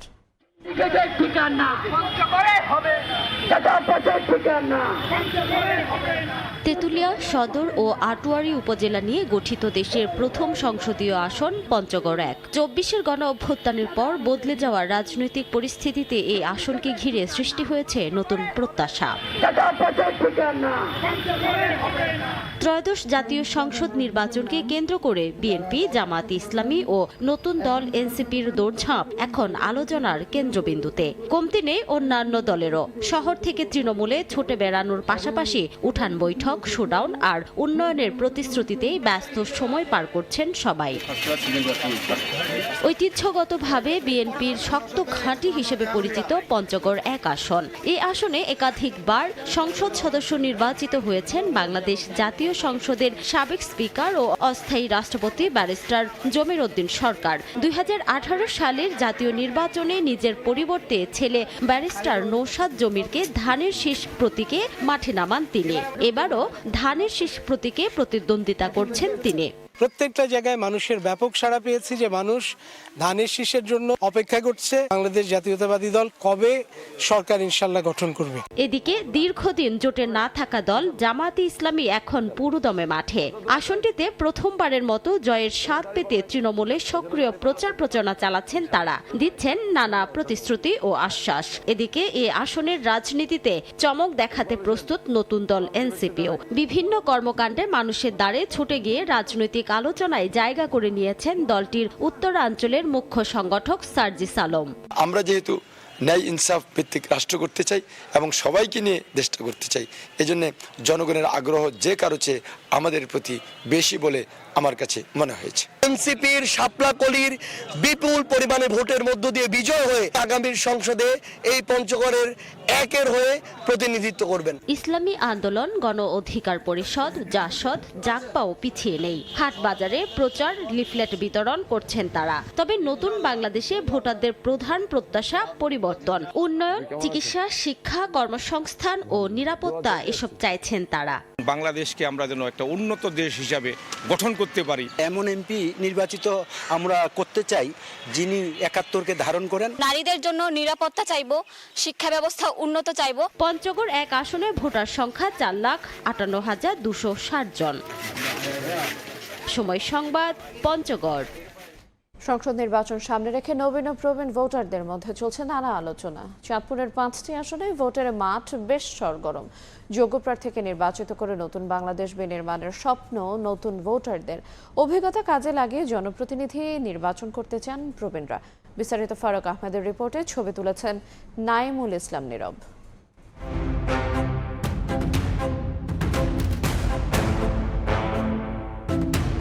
ঘনিয়ে আসছে ত্রয়োদশ জাতীয় সংসদ নির্বাচন, আর সেই নির্বাচনকে কেন্দ্র করে কিন্তু এখন নানা বয়সী মানুষজনের মধ্যে বেশ একটা উৎসব ভাব।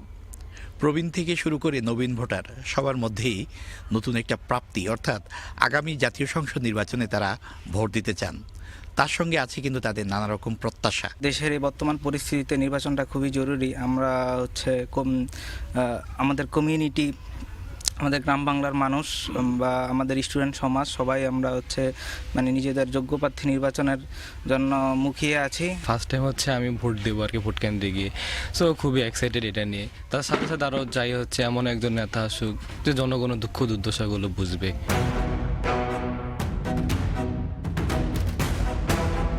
দিন যতই যাচ্ছে ততই ভোটের মাঠ বেশ সরগরম হচ্ছে। চাঁদপুরের নানা শ্রেণীর ভোটাররা এ নিয়ে আলোচনায় বেশ মশগুল। তার মধ্যে আছেন প্রবীণ ভোটাররা।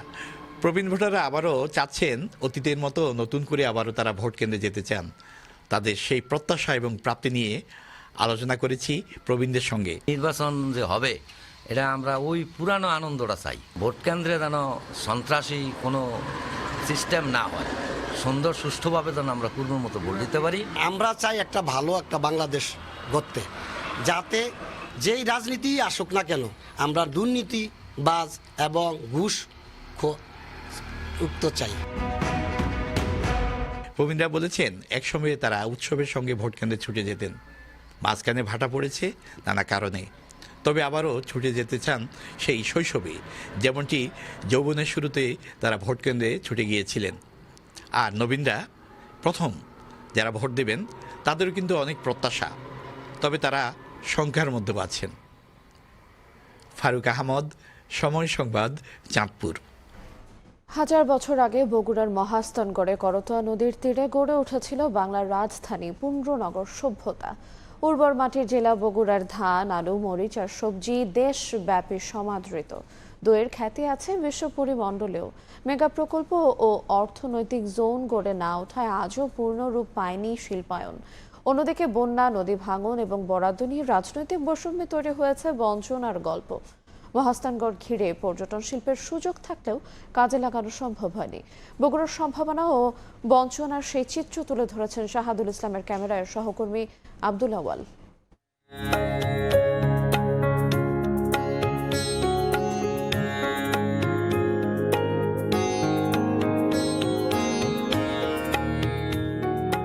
পুণ্ড্রনগরে হাজারো বছরের সভ্যতাকে বুকে নিয়ে গড়ে ওঠা এক সমৃদ্ধ নগরের নাম বগুড়া।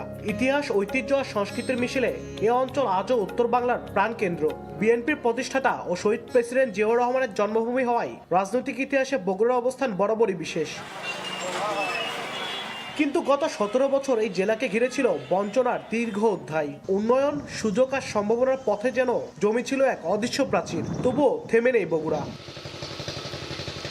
প্রায় 30 লাখ ভোটারের এই জেলায় আজও 80% মানুষের প্রধান পেশা কৃষি। বগুড়া থেকে দেশের শীতকালীন সবজির বড় একটি অংশ পাড়ি দেয় রাজধানী সহ দেশের নানা প্রান্তে।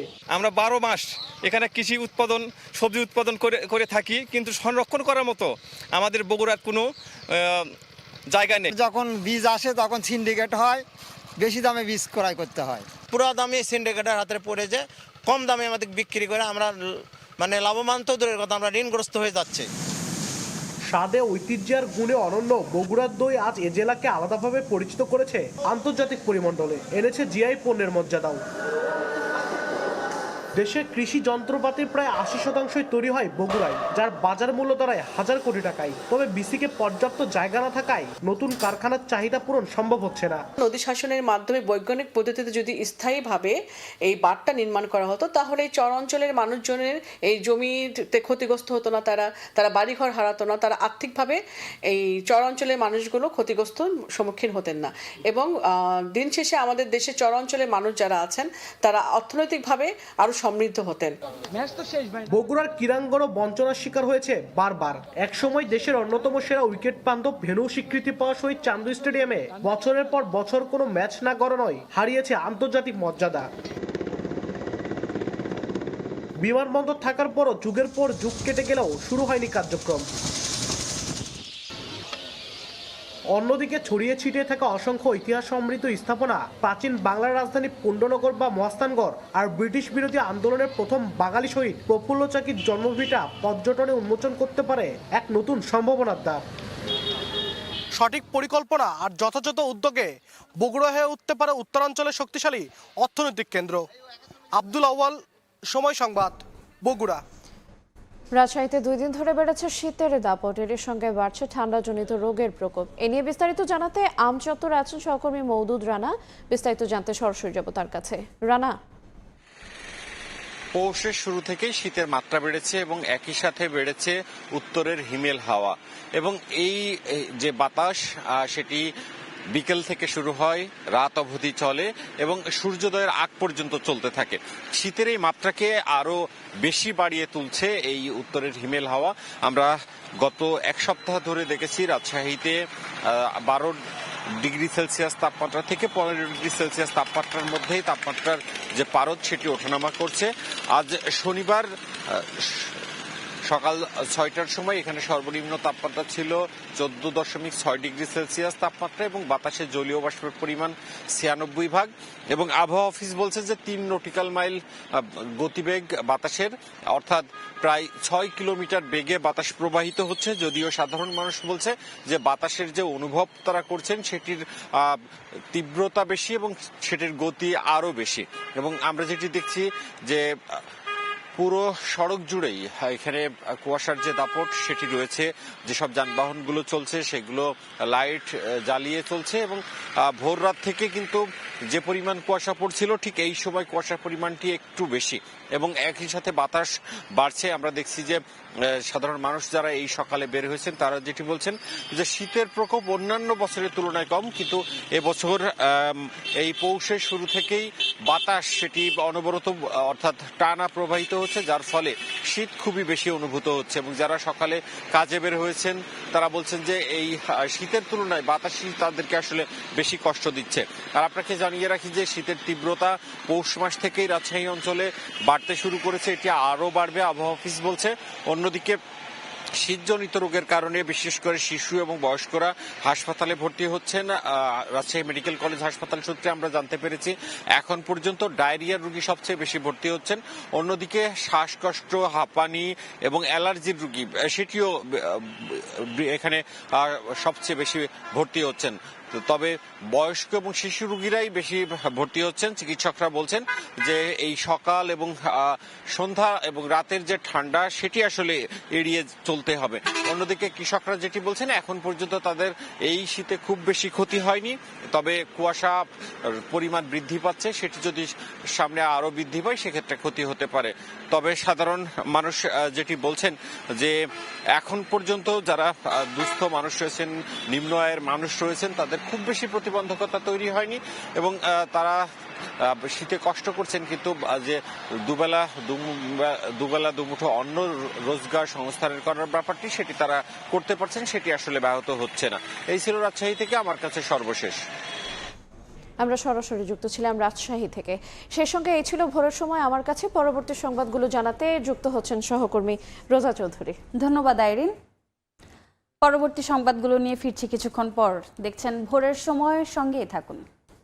দেখছেন ভোরের সময়। প্রাণ সসের মাখামাখি টেস্ট নুডলসকে করে তোলে আরো ইয়ামি, আরো জোস। প্রাণ সস।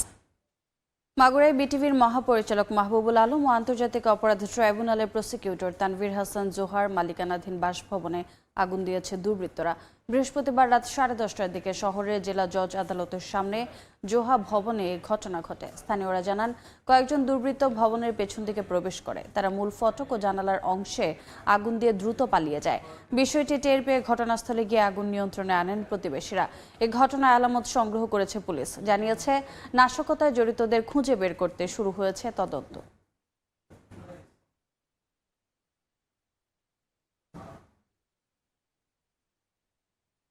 খুলনায় সাংবাদিক হত্যার ২০ ঘন্টা পার হলেও মামলা হয়নি। প্রকাশ্যে গুলি করে হত্যা করায় আতঙ্ক ছড়িয়ে পড়েছে।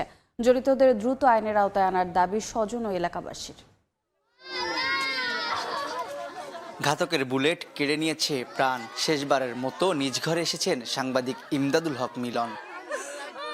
খুলনা নগরীর আড়ংঘাটা থানার সলুয়া বাজারে বাড়ির নিকটেই বৃহস্পতিবার রাত 9:30টার দিকে একটি চায়ের দোকানে বসেছিলেন ইমদাদুল। এ সময় দুটি মোটরসাইকেলে 4 জন সন্ত্রাসী এসে কয়েক রাউন্ড গুলি করে পালিয়ে যায়। পরে উদ্ধার করে খুলনা মেডিকেল কলেজ হাসপাতালে নিলে তাকে মৃত ঘোষণা করেন চিকিৎসক। অফিসটাও ভাঙচুর করা হয়, আর এখন তো গতকাল রাতে তাকে বাজারে রেখেই মাইরে দেওয়া হয়। ছেলে মেয়ে তো পিতা হারাইছে, এখন তো বাপ ডাকার মতন কেউ থাকলো না। এখন যারা মারছে তাদের সুবিচার চাই। এর আগেও সাংবাদিক মিলনের উপর হামলা হয়েছে দাবি করে পরিবার বলছে, ওইসব ঘটনায় মামলা হলেও চাপের মুখে তুলে নিতে হয়েছে মামলা। এমন ঘটনায় আতঙ্কিত হয়ে পড়ছেন স্থানীয়রাও। আইনের কাছে বিচার দিয়ে কোনো লাভ হবে না ভাই, আসলে তারা বিচার করতে পারবে না, তাকে কাছে দিয়ে কোনোদিন লাভ হবে না। এটা যাতে সুস্থ তদন্ত হোক, এর বিচার হোক, এরকম যাতে আর কেউ অকালে মৃত্যু না হয়। জড়িতদের ধরতে অভিযান চলছে বলে জানিয়েছে পুলিশ। আড়ংঘাটা থানাধীন সলিয়া বাজারে গোলাগুলির একটা ঘটনা ঘটে। এই গোলাগুলিতে ইমদাদুল হক মিলন নামে একজন ব্যক্তি হাসপাতালে নেওয়ার পরে কর্তব্যরত ডাক্তার তাকে মৃত্যু ঘোষণা করে। তদন্ত অলরেডি ঘটনার পর থেকে শুরু হয়েছে। আশা করি খুব শীঘ্রই এই ঘটনার সাথে যারা জড়িত আছে তাদেরকে আমরা গ্রেপ্তার করতে সক্ষম হব। ইমদাদুল হক মিলন বর্তমান সময় নামে একটি অনলাইন পোর্টালে কাজ করতেন এবং আড়ংঘাটা প্রেস ক্লাবের সাধারণ সম্পাদক ছিলেন। তানজিম আহমেদ, সময় সংবাদ, খুলনা। রাজবাড়ীতে নারীকে গলা কেটে হত্যা করেছে দুর্বৃত্তরা। শুক্রবার সকালে সদরের ধুলজিৎ বিজয়পুর গ্রামে উঠান ঝাড়ু দিচ্ছিলেন গৃহবধূ সুরাইয়া পারভিন। এক পর্যায়ে নিখোঁজ হলে বিভিন্ন স্থানে খোঁজাখুঁজি শুরু করেন স্বামী রেজাউল করিম সহ পরিবারের সদস্যরা। কিছুক্ষণ পর পরিত্যক্ত ঘরে গৃহবধূর গলা কাটা মরদেহ পাওয়া যায়। হত্যার কারণ উদ্ঘাটন ও জড়িতদের গ্রেফতারের চেষ্টা চলছে বলে জানায় পুলিশ।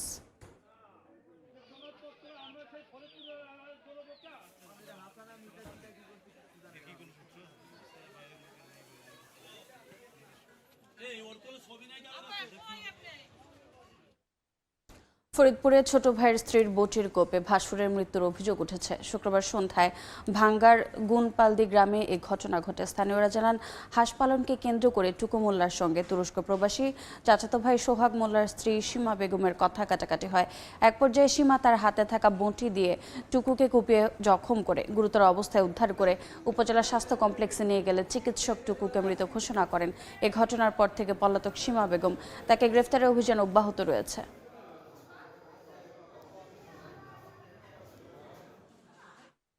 ফরিদপুরের সড়কের পাশ থেকে এক নারীর লাশ উদ্ধার করা হয়েছে। শুক্রবার সকালে সদরপুরের সাব রেজিস্ট্রার অফিস সংলগ্ন সড়কের পাশে মরদেহ পড়ে থাকতে দেখেন স্থানীয়রা। খবর পেয়ে পুলিশ গিয়ে লাশ উদ্ধার করে ফরিদপুর মেডিকেলের মর্গে পাঠায়। লাশের হাত পা বাঁধা এবং মুখে আঘাতের চিহ্ন রয়েছে। মৃত্যুর কারণ জানতে তদন্ত চলছে বলে জানিয়েছে পুলিশ।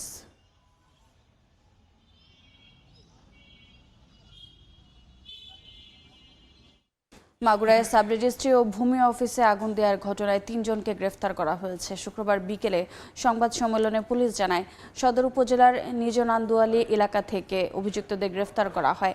সিসি ক্যামেরার ফুটেজ বিশ্লেষণ করে তাদের বিরুদ্ধে সরকারি অফিসে আগুন দেওয়ার প্রমাণ পাওয়া যায়। এর আগে গত 6 ডিসেম্বর মাগুরা সদর সাব রেজিস্ট্রি ও ভূমি অফিসে আগুন দেয় দুর্বৃত্তরা। এতে পুড়ে যায় অফিসের আসবাবপত্র সহ গুরুত্বপূর্ণ কাগজপত্র।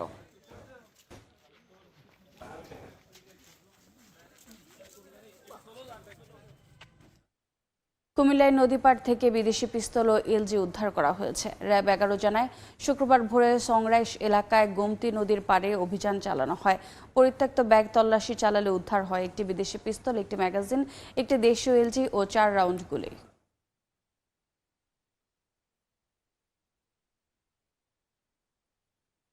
গাজীপুরে একটি কার্টুন উৎপাদন কারখানায় অগ্নিকাণ্ডের ঘটনা ঘটেছে। স্থানীয়রা জানায়, শুক্রবার দুপুরে পুবাইলের বসুগাঁও এলাকায় দিশারি কম্পোজিট লিমিটেড কারখানায় অগ্নিকাণ্ডের ঘটনা ঘটে। কারখানাটিতে বিপুল পরিমাণ কার্টুন ও কাঁচামালের মজুদ থাকায় মুহূর্তে আগুন ছড়িয়ে পড়ে। ফায়ার সার্ভিসের 7টি ইউনিটের 2.5 ঘন্টার চেষ্টায় নিয়ন্ত্রণে আসে আগুন।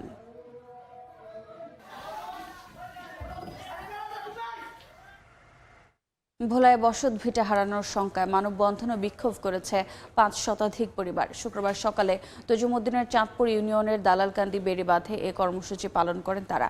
বক্তারা বলেন, পানি উন্নয়ন বোর্ড উপকূলীয় বাঁধ নির্মাণ, নিষ্কাশন ব্যবস্থার উন্নয়ন ও জীবনযাত্রার মান উন্নয়ন প্রকল্পের আওতায় প্রায় ৬ কিলোমিটার বেড়িবাঁধের কাজ করছে।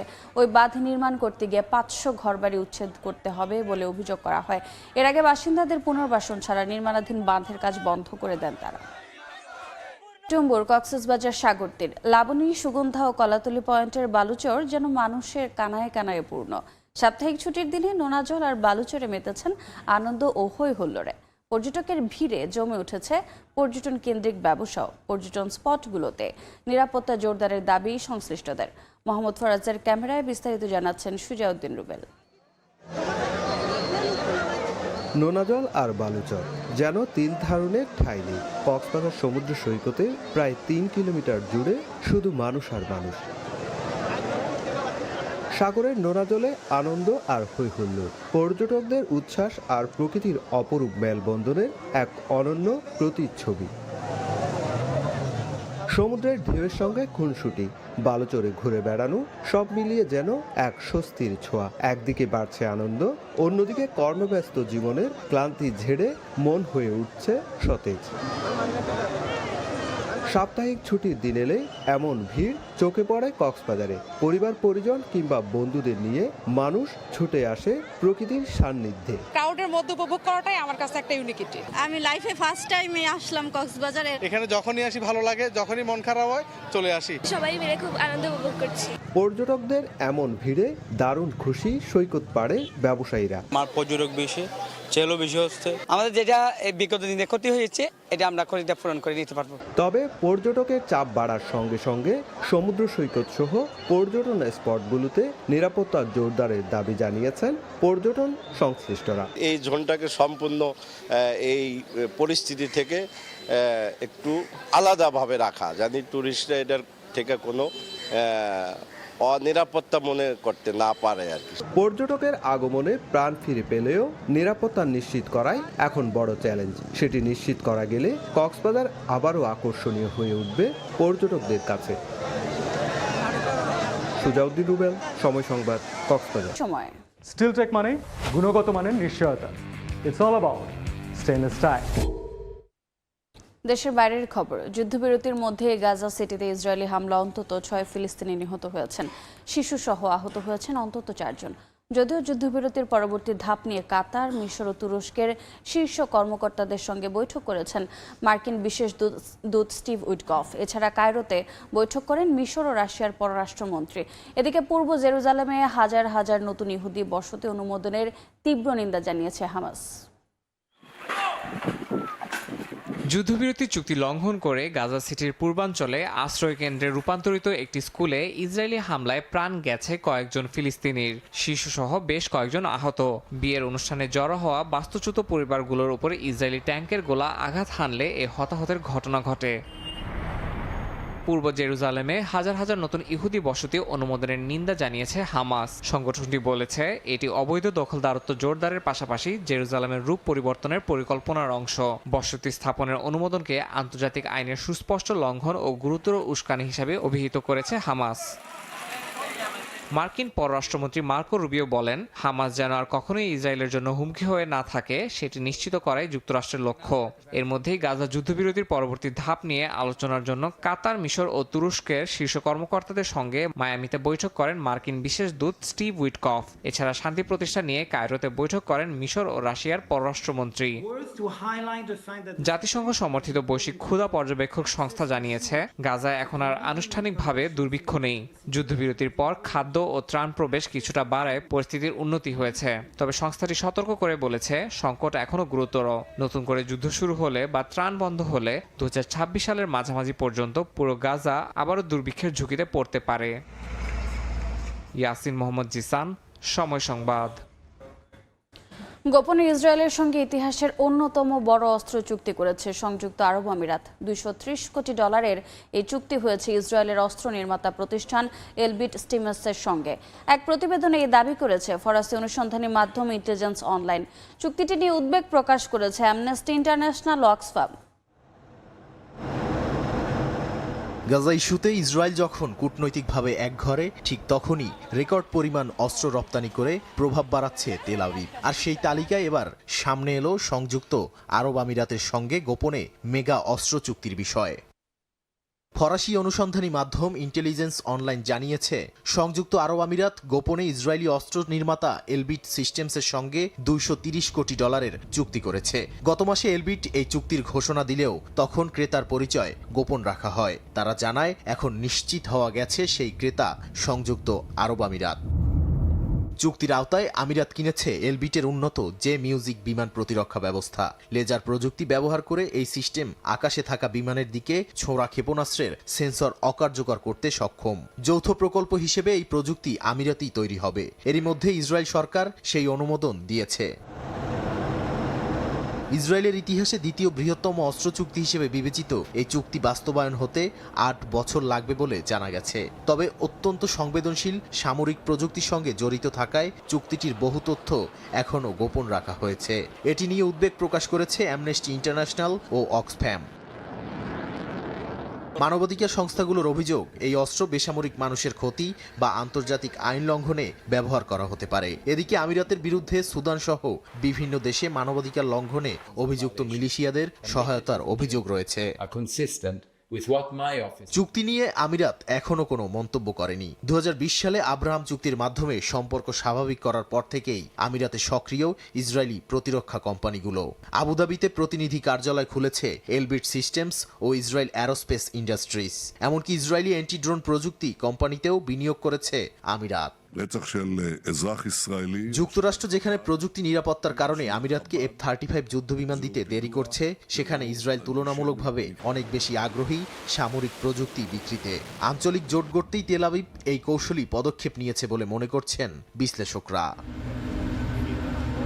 নাদিম মারজান, সময় সংবাদ।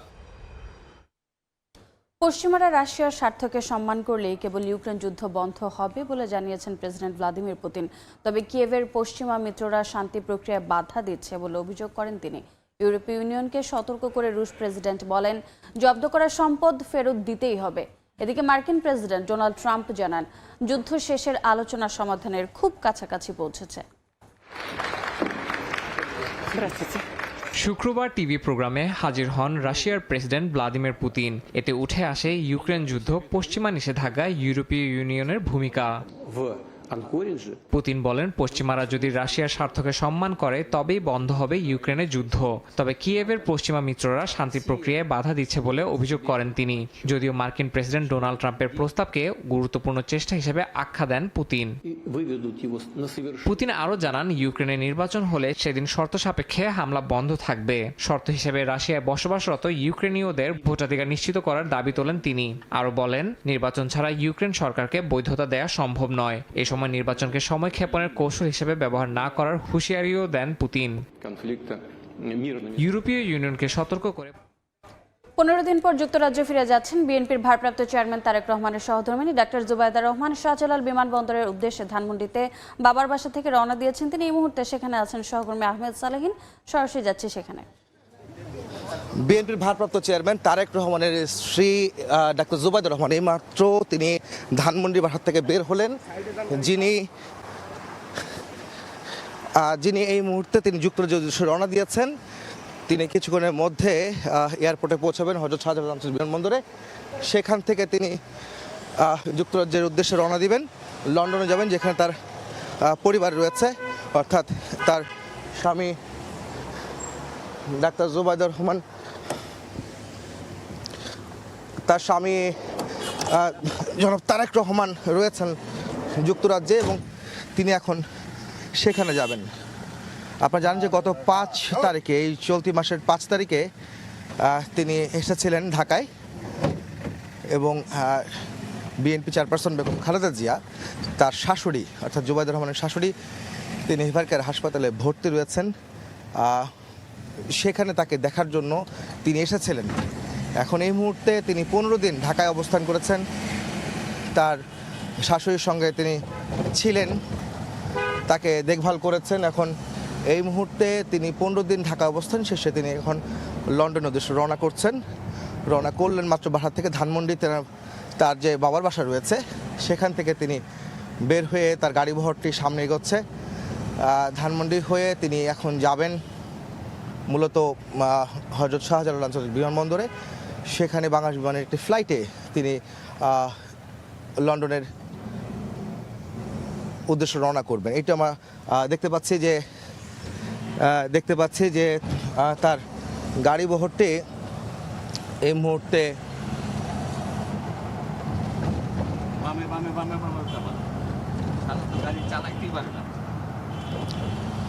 বাবা যান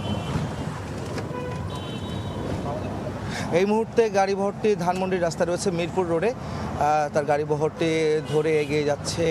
তার প্রোটোকলে যারা রয়েছেন সেই গাড়িবহরটি রয়েছে গাড়ির সাথে সামনে যান। আমরা দেখার চেষ্টা করছি ডাক্তার জুবাইদুর রহমান তিনি এই মুহূর্তে তার গাড়িবহরটির সামনের দিকে এগোচ্ছে। তিনি যুক্তরাজ্যের উদ্দেশ্যে তিনি রওনা দিয়েছেন। তিনি গত 15 দিন ঢাকায় অবস্থান করেছিলেন।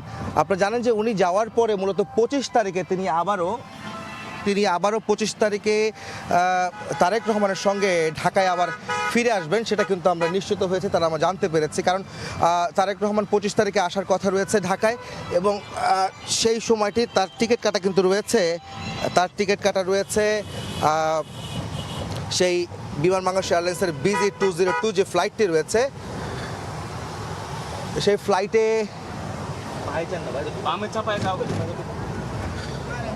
রয়েছে এই মুহূর্তে তার গাড়িবহরটি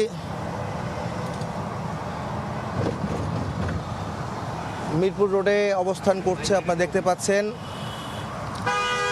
তারেক রহমানের সঙ্গে 25 তারিখে ফেরার জন্য আসলে তার সপরিবারে দেশে ফিরবেন। এই কারণে মূলত তিনি আজকে রওনা দিলেন। যেহেতু তিনি এর আগেই চলে এসেছিলেন ঢাকায়, তার শাশুড়ি অসুস্থ ছিলেন, তার শাশুড়ি এখনও হাসপাতালে ভর্তি রয়েছেন, এবং তিনি একজন মেডিকেল বোর্ডের সদস্য ডাক্তার জুবাইদুর রহমান বেগম যার চিকিৎসায়। সেই কারণে মূলত তিনি লন্ডন থেকে ঢাকায় এসেছিলেন তার শাশুড়ির চিকিৎসায় সহযোগিতা পরামর্শ যেটি তিনি যুক্তরাজ্য থেকে দিচ্ছিলেন, কিন্তু সশরীরে তিনি এসে তার শাশুড়ির পাশে ছিলেন। আজকে 15 দিন তিনি সঙ্গে থেকে আজ তিনি লন্ডনে যাচ্ছেন, যেখানে তারেক রহমান রয়েছেন, তার স্বামী এবং তার মেয়ে রয়েছেন ব্যারিস্টার জাইমা রহমান। তাদের তারেক জুবাইদা দম্পতির একমাত্র কন্যা সন্তান ব্যারিস্টার জাইমা রহমান, যিনি এখন লন্ডনে অবস্থান করছেন। তাকে সহ অর্থাৎ তারা তিনজন একসঙ্গে তারা 25 তারিখ ঢাকায় প্রত্যাবর্তন করবেন। এই গত 17 বছর ধরে বিএনপির ভারপ্রাপ্ত চেয়ারম্যান তারেক রহমান তিনি লন্ডনে অবস্থান করছেন, নির্বাসনে ছিলেন। বিগত সরকারের রোষানলে তাকে থাকতে হয়েছে, এটি তাদের অভিযোগ ছিল বিএনপির এবং তার পরিবারের, এবং তিনি ঢাকায় আসতে পারেননি, বাংলাদেশে আসতে পারেননি। এবং তিনি আজকে লন্ডনের উদ্দেশ্যে রওনা করেছেন। যাকে সহ তারেক রহমান সহ এবং তার সন্তান জাইমা রহমানকে সহ তারা 25 তারিখে ঢাকায় আসবেন, সেটি কিন্তু আমরা জানতে পেরেছি। এবং আপনারা জানেন যে এই তারেক রহমানের ফেরা উপলক্ষে বিএনপি ইতিমধ্যে নানা ধরনের কর্মসূচি হাতে নিয়েছে। তারা তাকে অর্থাৎ বিএনপি ভারপ্রাপ্ত চেয়ারম্যান তারেক রহমানকে একটি সংবর্ধনা দেওয়ার কথা রয়েছে ঢাকাতে, যেদিন তিনি ঢাকায় আসবেন। এই সংবর্ধনা মূলত 300 ফিট এলাকায় দেওয়া হবে বলে আমরা জানতে পেরেছি। আপনারা দেখতে পাচ্ছেন যে ডাক্তার জুবাইদুর রহমানের গাড়িটি এই মুহূর্তে মানিক মে এভিনিউতে প্রবেশ করলো। এখান থেকে তিনি যাবেন মূলত বিমানবন্দরের উদ্দেশ্যে। যেটি বলছিলাম যে তারেক রহমান তাকে 17 বছর পর তিনি দেশে ফিরছেন, এই কারণে তাকে মূলত সংবর্ধনা দেওয়ার একটি আয়োজন করা হয়েছে। যদিও বিমানবন্দর থেকে তিনি নেমে বিমানবন্দর থেকে নেমে তিনি সরাসরি এভারকেয়ার হাসপাতালে তার চিকিৎসাধীন মা বিএনপি চেয়ারপারসন বেগম খালেদা জিয়া এভারকেয়ার হাসপাতালে ভর্তি আছেন, চিকিৎসাধীন অবস্থায় আছেন। তিনি এখন আইসিইউতে আছেন। তার শারীরিক অবস্থা এখন স্থিতিশীল, চিকিৎসকরা জানিয়েছেন। তাকে দেখার জন্য, তার পাশে দাঁড়ানোর জন্য তিনি সরাসরি বিমানবন্দর থেকে 25 তারিখ সরাসরি এভারকেয়ার হাসপাতালে যাবেন, সেটি কিন্তু আমরা জানতে পেরেছি।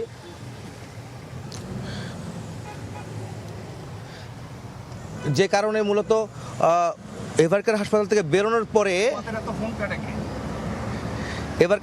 বেরোনোর পরে তিনি মূলত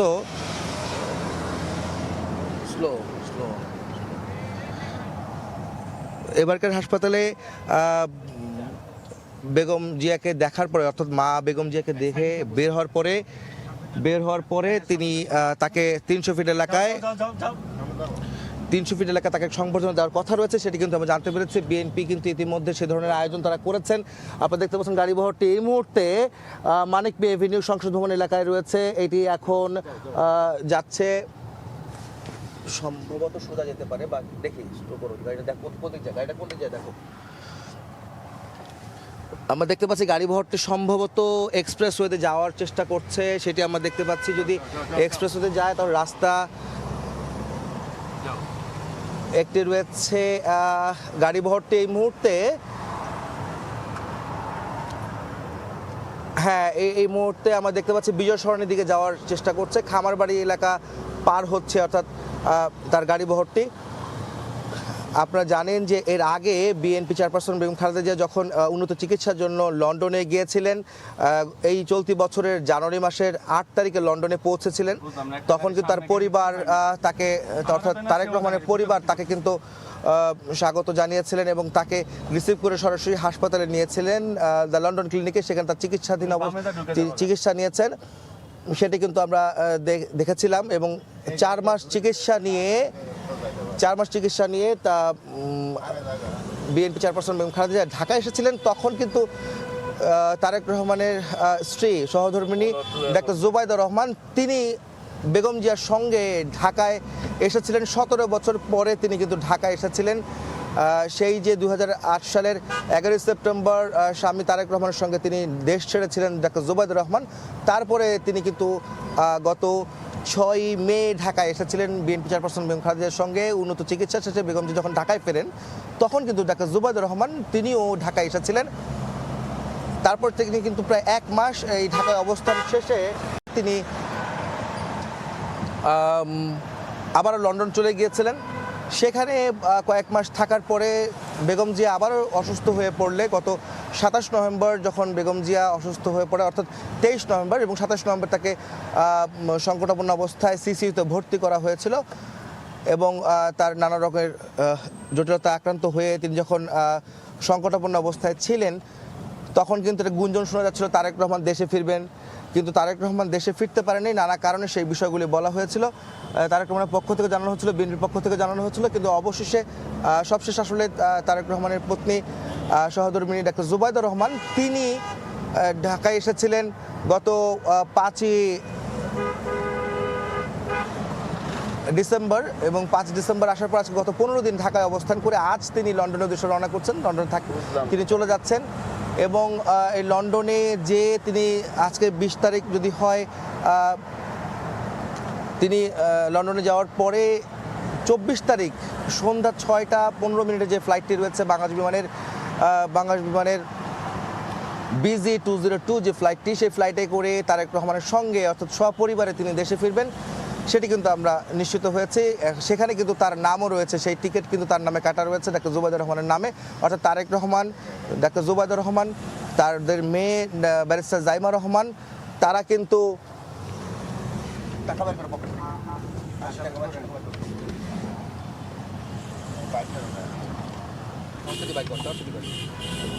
তো তারা আসলে তিনি একসঙ্গে কিন্তু সেই স্বদেশ প্রত্যাবর্তনের সঙ্গে থাকবেন তারেক রহমানের সঙ্গে। ডাক্তার জুবাইদা রহমান, তার কন্যা, তারাও তিনি সঙ্গে থাকবেন।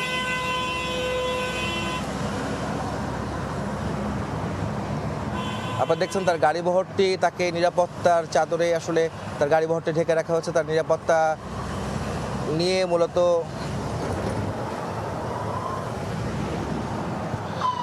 নিরাপত্তা সংবলিত এই গাড়ি বহরটি রয়েছে। তাকে কিন্তু পুলিশ, সিএসএফ তারা কিন্তু রয়েছেন, আমরা দেখতে পাচ্ছি। চেয়ারপারসন সিকিউরিটি ফোর্স তাদের সঙ্গে রয়েছে, সেটি কিন্তু আমরা দেখেছি। তার গাড়ি বহরটিকে নিরাপত্তার দিয়ে আসলে নিয়ে যাওয়া হচ্ছে বিমানবন্দরের উদ্দেশ্যে। তিনি বিমানবন্দরে যাওয়ার পরে বাংলাদেশ বিমানের যে ফ্লাইটটিতে তিনি উঠবেন এবং সেখান থেকে তিনি যাবেন লন্ডনের উদ্দেশ্যে। আপনারা জানেন যে তারেক রহমানের বিরুদ্ধে গত 17 বছরে বেশ কিছু মামলা, অর্থাৎ প্রায় শতাধিক মামলা তার বিরুদ্ধে ছিল।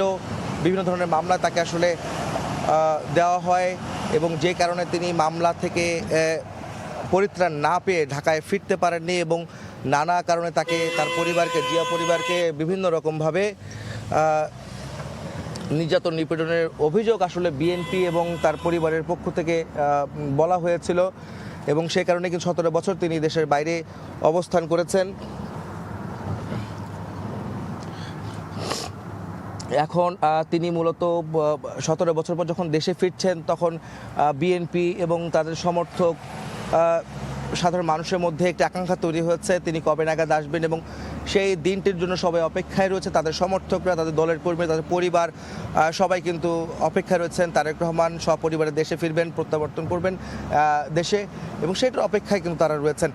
আপনারা জানেন যে গত 17 বছরে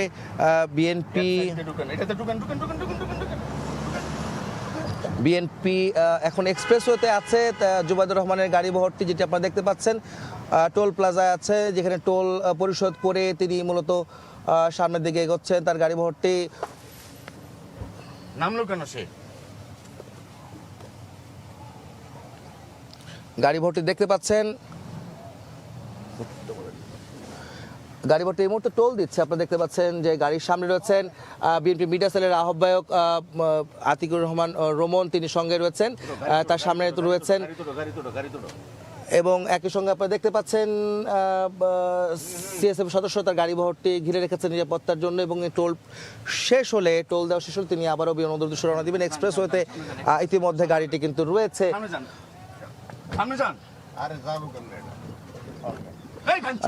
এই মুহূর্তে গাড়িটি টোল প্লাজায় রয়েছে।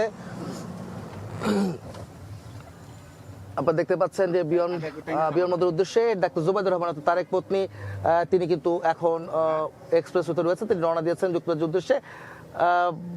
সব মিলিয়ে বলা যায় যে কিছুক্ষণের মধ্যে হয়তো 10 মিনিটের মধ্যে হয়তো তিনি পৌঁছে যাবেন এয়ারপোর্টে এবং এরপরে বাংলাদেশ বিমানের একটি ফ্লাইটে BG202 ফ্লাইটে তিনি লন্ডনের উদ্দেশ্যে রওনা করবেন। যেটি বলছিলাম যে তারেক রহমানের 17 বছরের যে জীবন বা সংগ্রাম বা এই সময়টা বিএনপিকে পথ দেখিয়েছেন বা বিএনপির সঙ্গে তৃণমূল থেকে একদম শীর্ষ নেতৃত্ব পর্যন্ত তিনি মূলত নেতৃত্ব দিয়েছেন। অর্থাৎ বেগম খালেদা জিয়া যখন 2018 সালের 8ই ফেব্রুয়ারি তাকে দুর্নীতির 2 মামলায় কারাদণ্ড দেওয়া হয় শেখ হাসিনা সরকারের আমলে, ঠিক তখন কিন্তু মূলত ঠিক সেই সময় থেকে মূলত তারেক রহমান বিএনপির ভারপ্রাপ্ত চেয়ারম্যানের দায়িত্ব গ্রহণ করেন এবং তারপর থেকে দলকে তিনি সুসংগঠিত করার জন্য, দলকে গোছানোর জন্য, দলকে নির্দেশনা দেওয়া, পরামর্শ দেওয়া, সেই বিষয়গুলো কিন্তু তারা দিয়েছেন। আমরা দেখতে পাচ্ছি গাড়ি বহরটি এখন এক্সপ্রেসওয়েতে আছে, তার গাড়ি বহরে যারা অন্যান্য রয়েছেন তারা সবাই একসাথে রওনা দিচ্ছেন দেখতে পাচ্ছি আমরা।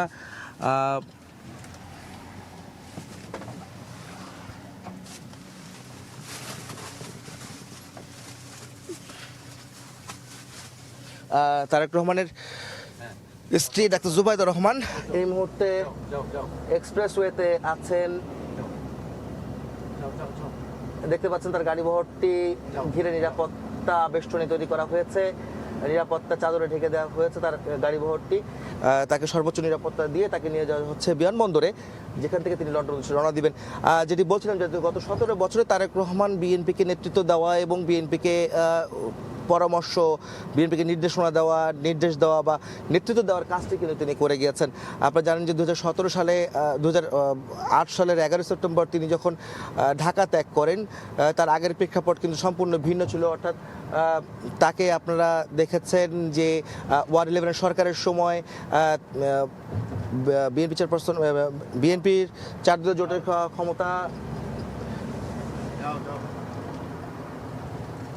ক্ষমতা ছাড়ার পর ওয়ার 11 সরকার যখন ক্ষমতা নেয় তারপরে সেখানে বিভিন্ন রাজনৈতিক নেতৃবৃন্দকে গ্রেফতার করা হয় বিভিন্ন মামলায়, বিভিন্ন অভিযোগে। এর মধ্যে বিএনপির বর্তমান ভারপ্রাপ্ত চেয়ারম্যান তারেক রহমান, তাকেও কিন্তু গ্রেফতার করা হয়েছিল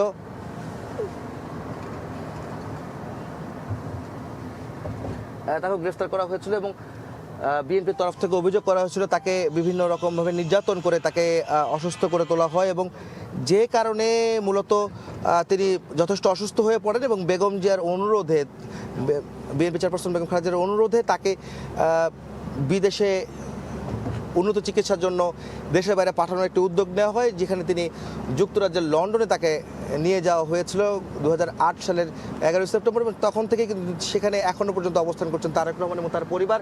আপনারা দেখতে পাচ্ছেন ডাক্তার জুবাইদুর রহমানের গাড়ি বহরটি কিন্তু এখন এক্সপ্রেসওয়েতে রয়েছে। আমরা আবারও বলে রাখতে চাই যে ডাক্তার জুবাইদুর রহমান 7টার পরই কিন্তু রওনা দেন এয়ারপোর্টের উদ্দেশ্যে, যিনি এখন লন্ডনে যাচ্ছেন, যেখানে তার পরিবার রয়েছে, তারেক রহমান এবং তার কন্যা ব্যারিস্টার জাইমা রহমান রয়েছেন, তাদের কাছে যাবেন এবং 25 তারিখে তিনি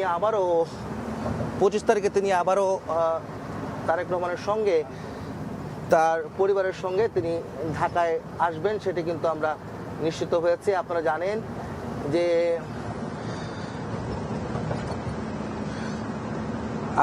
যে BG202 বিমান বাংলাদেশ এয়ারলাইন্স যে ফ্লাইটটি রয়েছে সেই ফ্লাইটে কিন্তু টিকিট কাটা হয়েছে জুবাইদুর রহমানের নামে, যেখানে তার পরিবারের সঙ্গে 8 সদস্য সেখানে রয়েছেন। সেই 8 জন সদস্য রয়েছেন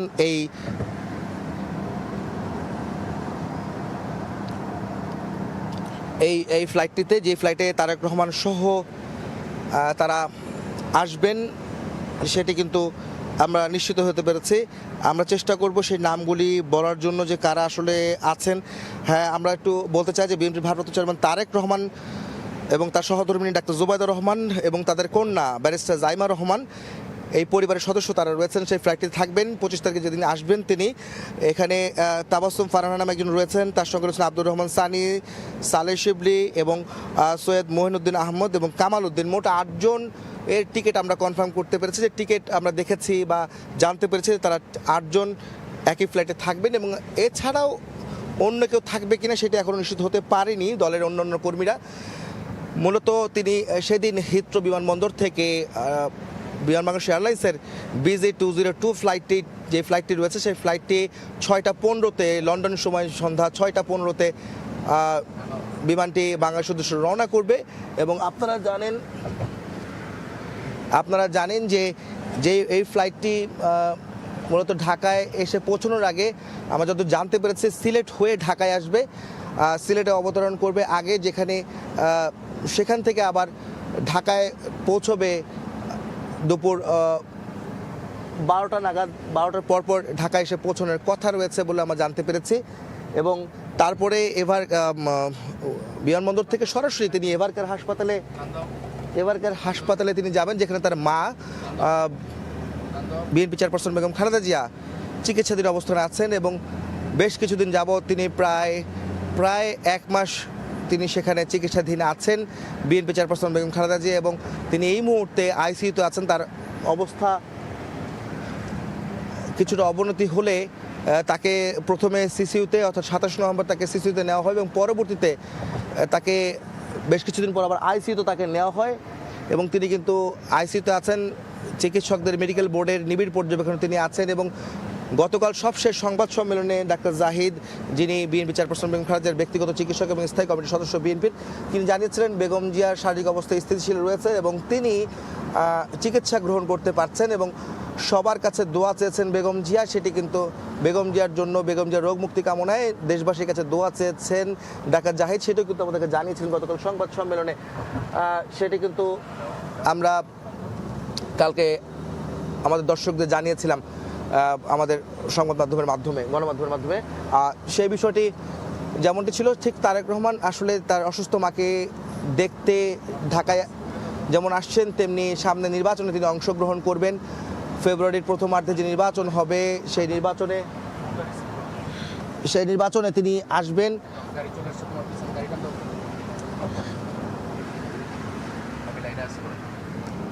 এই মুহূর্তে গাড়ি বহরটি ডাক্তার জুবাইদুর রহমানকে বহনকারী গাড়ি বহরটি এই মুহূর্তে এক্সপ্রেসওয়ের উপরে আছে আর অল্প কিছুক্ষণের মধ্যে হয়তো আর 5 মিনিটের মধ্যে তিনি এয়ারপোর্টের ভিতরে প্রবেশ করবেন সেটা আমরা জানতে পেরেছি।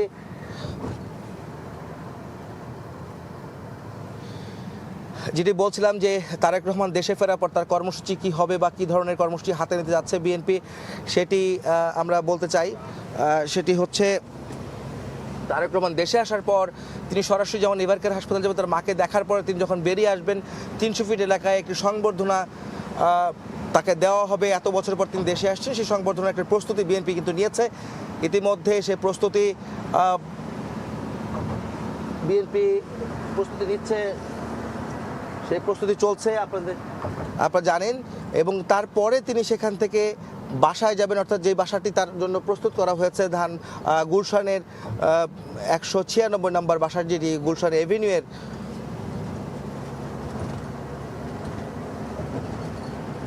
196 নম্বর বাসাটি কিন্তু তার জন্য প্রস্তুত করা হয়েছে। অর্থাৎ মায়ের বাসা ফিরোজা, যেটি ভাড়া বাসা, সেই ভাড়া সেখানে মূলত তিনি উঠবেন। তার মায়ের বাসা ফিরোজা, যে বাসাটা ঠিক পেছনের বাসাটি 196 নম্বর বাসাটি, সেটি তার জন্য প্রস্তুত করা হচ্ছে এবং তার পরিবার সহ তিনি সেখানে উঠবেন বলে আমরা নিশ্চিত হয়েছি। এবং এরপরে সেখান থেকেই মূলত তিনি নির্বাচনী প্রচারণা, নির্বাচনী সংযোগ বা নির্বাচনী যে প্রস্তুতি, সেই সব বিষয়ে তিনি অংশগ্রহণ করবেন। এবং বেগম বিএনপি চেয়ারপারসন বেগম খালেদার ছেলে, বড় ছেলে তারেক রহমান, বিএনপির ভারপ্রাপ্ত চেয়ারম্যান, তিনি এবার প্রথমবারের মতো নির্বাচনে অংশ নিচ্ছেন এবং এই নির্বাচনে অংশ নিয়ে তিনি মূলত নির্বাচনে অংশ নেওয়া এবং তার দলকে সামনে এগিয়ে নেওয়ার বিষয়গুলি তিনি নির্দেশনা দিচ্ছেন, যেমন তেমনি ঢাকায় সরাসরি এসে তিনি নির্দেশনা দিবেন, সেই বিষয়গুলো কিন্তু আমরা জানতে পেরেছি। বিএনপি সেই প্রস্তুতি কিন্তু ইতিমধ্যে নিয়েছে। আপনারা একটি বিষয় জানেন যে তারেক রহমানের দেশে ফেরার বিষয়ে পররাষ্ট্র মন্ত্রণালয় থেকে, ঢাকার পররাষ্ট্র মন্ত্রণালয় থেকে কিন্তু বারবার বলা হয়েছিল তারেক রহমান যদি দেশে ফিরতে চান সেই ধরনের সব ধরনের সহযোগিতা কিন্তু সরকারের পক্ষ থেকে তাকে করা হবে এবং সব ধরনের নিরাপত্তা তাকে দেওয়া হবে, সেই নিশ্চয়তা কিন্তু সরকারের পক্ষ থেকে দেওয়া হয়েছিল। এবং একই সঙ্গে বলা হয়েছিল তাকে ট্রাভেল পাস যদি তিনি আবেদন করেন তাহলে ট্রাভেল পাসও দেওয়া হবে এবং খুব দ্রুত তাকে ট্রাভেল পাস দেওয়া হবে। আপনারা জানেন যে গত পরশুদিন ট্রাভেল পাসের জন্য আবেদন করেছিলেন বিএনপির ভারপ্রাপ্ত চেয়ারম্যান তারেক রহমান এবং তারেক রহমানের সেই ট্রাভেল পাসের আবেদনের পরে গতকালকে ট্রাভেল পাসটা কিন্তু দেওয়া হয়। ইতিমধ্যে তিনি কিন্তু ঢাকায় আসছেন, সব প্রস্তুতি কিন্তু মোটামুটি সম্পন্ন হয়েছে বলা চলে। তার বাসার প্রস্তুতি রয়েছে, তার কার্যালয়ের প্রস্তুতি রয়েছে, এই কার্যালয়ে তিনি অফিস করবেন, যে কার্যালয়টি মূলত বিএনপি চেয়ারপারসন বেগম খালেদা যে গুলশান কার্যালয় রয়েছে, সেই কার্যালয়ে বিএনপির ভারপ্রাপ্ত চেয়ারম্যান তারেক রহমান সেই কার্যালয়ে তিনি তার অফিস করবেন, সেটি কিন্তু আমরা জানতে পেরেছি। এছাড়া বিএনপির কেন্দ্রীয় কার্যালয় কিন্তু প্রস্তুত করা হয়েছে তারেক রহমানের আগমন উপলক্ষে এবং তিনি কোথায় বসবেন, কোথায় কাজ করবেন, কীভাবে দলকে নির্দেশনা দিবেন, কোন অফিসে বসে, সেই বিষয়গুলো কিন্তু নিশ্চিত করে কিন্তু করেছে বিএনপি। আমরা বলে রাখতে চাই তার বাসা, কার্যালয় সব কিছু প্রস্তুত রয়েছে এবং তার আসার দিনক্ষণও এখনও কিন্তু সম্পূর্ণ নির্ধারিত হয়েছে। 25 ডিসেম্বর তিনি ঢাকায় আসছেন এবং তিনি বিমান বাংলাদেশ এয়ারলাইন্সের BG202 ফ্লাইটে সেদিন তিনি আসবেন, অর্থাৎ হিথ্রো বিমানবন্দর থেকে তিনি সেদিন লন্ডন সময় সন্ধ্যা 6:15 ঢাকার উদ্দেশ্যে রওনা দিবেন। সেটা কিন্তু আমরা নিশ্চিত হতে পেরেছি এবং নিশ্চিত হতে পেরেছি। একই সঙ্গে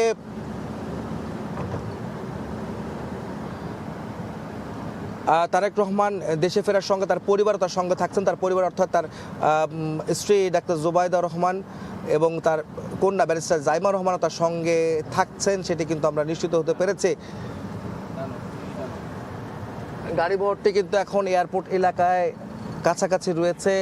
এক্সপ্রেসওয়ে থেকে আমরা দেখতে পাচ্ছি বিএনপির ভারপ্রাপ্ত চেয়ারম্যান তারেক রহমানের সহধর্মী ডাক্তার জোবায়দা রহমান, তিনি ইতিমধ্যে তার গাড়ি বহরটি এয়ারপোর্টের রাস্তায় এক্সপ্রেসওয়ে থেকে নামছে।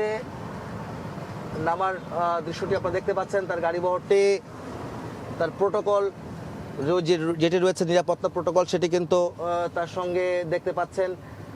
তার গাড়িটি, প্রথম গাড়িটি, পরের গাড়িটি কিন্তু মূলত তার গাড়ি, যেই গাড়িতে অবস্থান করছেন তার এক পত্নী ডাক্তার জোবায়দা রহমান। একই সঙ্গে তার গাড়িতে তার পরিবারের অন্যান্য সদস্য, একজন সদস্য রয়েছেন, আরেকজন রয়েছেন বিএনপি মিডিয়া সেলের সদস্য এবং আমরা বিএনপি পরিবারের আহ্বায়ক আতিকুর রহমান রুমন, তিনিও কিন্তু গাড়িতে রয়েছেন। আপনারা দেখতে পাচ্ছেন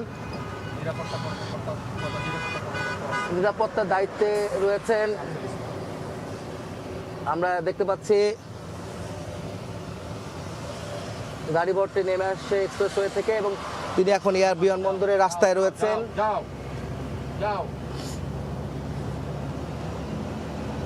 এখন এই মুহূর্তে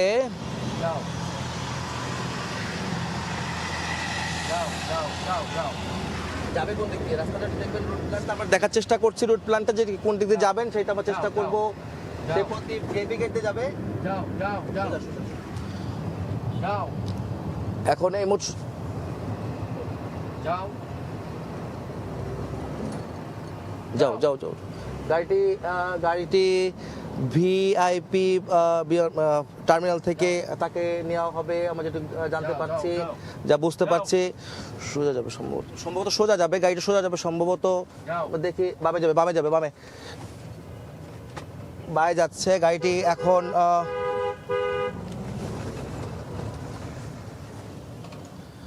হ্যাঁ, গাড়িটি বিমানবন্দর এলাকায় প্রবেশ করেছে। তার এক পত্নী ডাক্তার জোবায়দা রহমানের গাড়ি বহরটি এই মুহূর্তে প্রবেশ করেছে।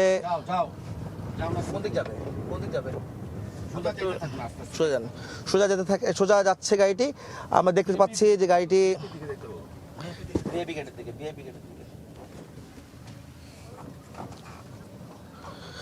আমরা এয়ারপোর্টের ভিতরে প্রবেশ করলো।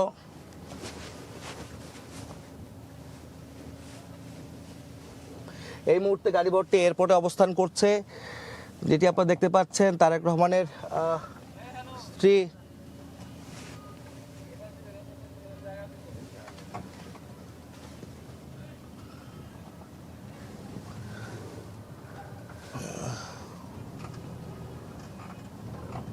কোন দিক যাবে একটু খেয়াল করতে হবে আমাদেরকে। আসলে তার গাড়ি ভর্তি সম্ভবত ডান দিকে, আমরা ডান দিকে যাওয়ার চেষ্টা করব। হ্যাঁ, ডান দিকে যাচ্ছে, ডান দিকে আস্তে আস্তে যান। গাড়ি বহরটি সামনে এগোচ্ছে, তাকে নিরাপত্তা দিচ্ছেন যারা, তারা তার গাড়ি বহরটি ঘিরে রেখেছেন। ডান দিক দিয়ে যেতে হবে, ডান দিক দিয়ে ভিআইপি গেটের দিকে যাচ্ছেন গাড়িটি, আমরা দেখতে পাচ্ছি। গাড়িটি কিন্তু এখন এয়ারপোর্টে অবস্থান করছে, ভিআইপি গেটের দিকে যাচ্ছেন। আমরা সোজা যাব, এখান থেকে সোজা যাওয়ার উদ্দেশ্যে। এবং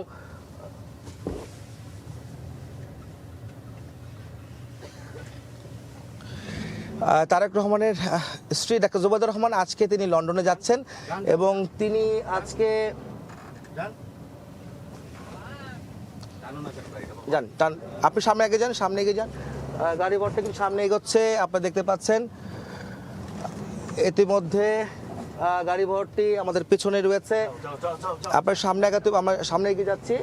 গাড়ি ভর্তি ভিআইপি টার্মিনালের দিকে এগিয়ে তিনি ভিআইপি টার্মিনাল দিয়ে তিনি যাবেন, সেটি কিন্তু আমার নিশ্চিত হয়েছে।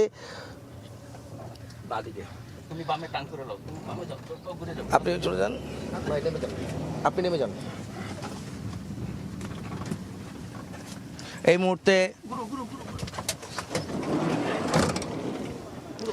মুহূর্তে গাড়ি ভর্তি ভিআইপি টার্মিনালে রয়েছে।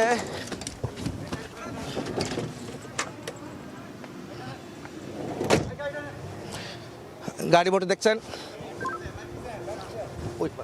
ওই পাশে গ্লাস। তারেক রহমানের পত্নী সহধর্মিণী ডাক্তার জোবায়দা রহমান এই মুহূর্তে তার ভিআইপি টার্মিনালে অবস্থান করছে। তার গাড়ি ভর্তি আপনারা দেখতে পাচ্ছেন, এই মুহূর্তে অবস্থান করছে, ভিআইপি টার্মিনালের দিকে যাচ্ছে।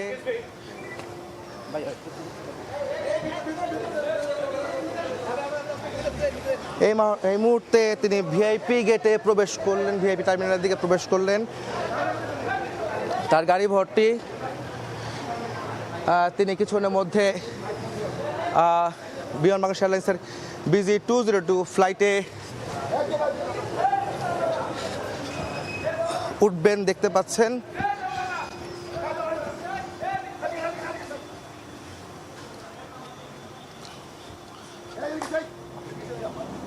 না আমি থাকবো।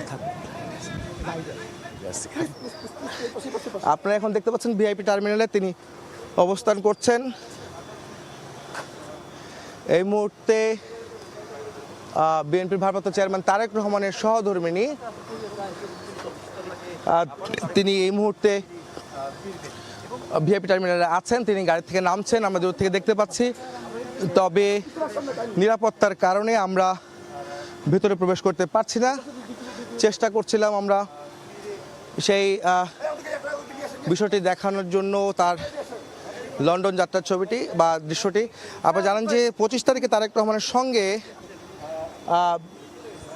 তারেক পত্নী ডাক্তার জোবায়দা রহমান তাদের কন্যা তাদের কন্যা মূলত ব্যারিস্টার জাইমা রহমান, তিনিও কিন্তু আসছেন। মোট 8 জনের সদস্য রয়েছেন এই বিমান বাংলাদেশ এয়ারলাইন্সের যে ফ্লাইটটি BG202 ফ্লাইটে তারা তিনি আসবেন সেটি আমরা জানতে পেরেছি।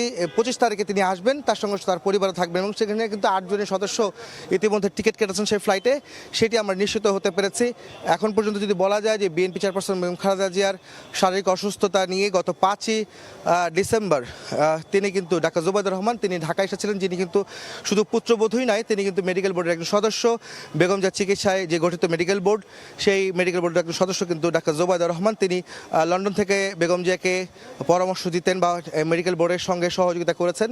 কিন্তু বেগম জিয়ার যখন শারীরিক অবস্থার অবনতি হয় বা সংকটাপন্ন অবস্থা হয়, তখন কিন্তু লন্ডন থেকে ডাক্তার জুবাইদুর রহমান তিনি ঢাকায় আসেন গত 5 ডিসেম্বর এবং তিনি গত 15 দিন ঢাকায় অবস্থান করেছেন এবং এখানে অবস্থান করে তার শাশুড়ি অর্থাৎ বিএনপি চেয়ারপারসন বেগম খালেদা জিয়ার শারীরিক সুস্থতার জন্য যা যা পরামর্শ দেওয়া যায়, যে ধরনের চিকিৎসা গ্রহণ করতে পারেন বেগম জিয়া, সেসব বিষয়ে তিনি পরামর্শ দিয়েছেন, সহযোগিতা করেছেন মেডিকেল বোর্ডকে। এখন তিনি এই 15 দিন তিনি থেকে আজকে তিনি লন্ডনের উদ্দেশ্যে রওনা করছেন, যিনি আজকে লন্ডনে যাওয়ার পরে অর্থাৎ 25 তারিখে তিনি আবারও অর্থাৎ বিএনপির ভারপ্রাপ্ত চেয়ারম্যান তারেক রহমান তার সঙ্গে এবং তার মেয়ে ডাক্তার ব্যারিস্টার জাইমা রহমান সহ মোট 8 জনের সদস্য নিয়ে আসলে ঢাকায় প্রত্যাবর্তন করবেন। যেটি জানেন যে গত 17 বছর বিএনপির ভারপ্রাপ্ত চেয়ারম্যান তারেক রহমান দেশে ফিরতে পারেননি এবং তার 17 বছর পর তিনি দেশে ফিরছেন।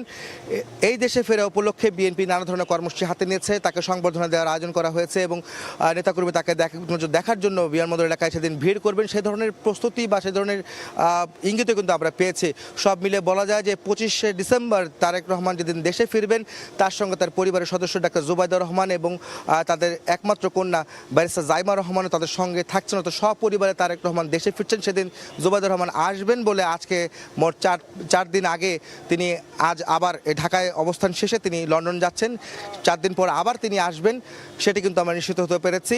এখন এই মুহূর্তে ভিআইপি টার্মিনালে ডাক্তার জুবাইদুর রহমান তিনি কিন্তু অবস্থান করছেন এবং সেখানে তার অবস্থান তিনি তার ইমিগ্রেশন শেষ করে তিনি ফ্লাইটে উঠবেন, সেটি কিন্তু আমরা জানতে পেরেছি। অর্থাৎ বাংলাদেশ বিমানের BG201 একটি ফ্লাইট, এটা আমরা ধারণা করছি এবং সেই ফ্লাইটে তিনি যাবেন, সেটি আমাদের সেইটাতে যাওয়ার কথা তার রয়েছে এবং সেই ফ্লাইটটি লন্ডনের উদ্দেশ্যে রওনা করবে সকাল 8:30 নাগাদ।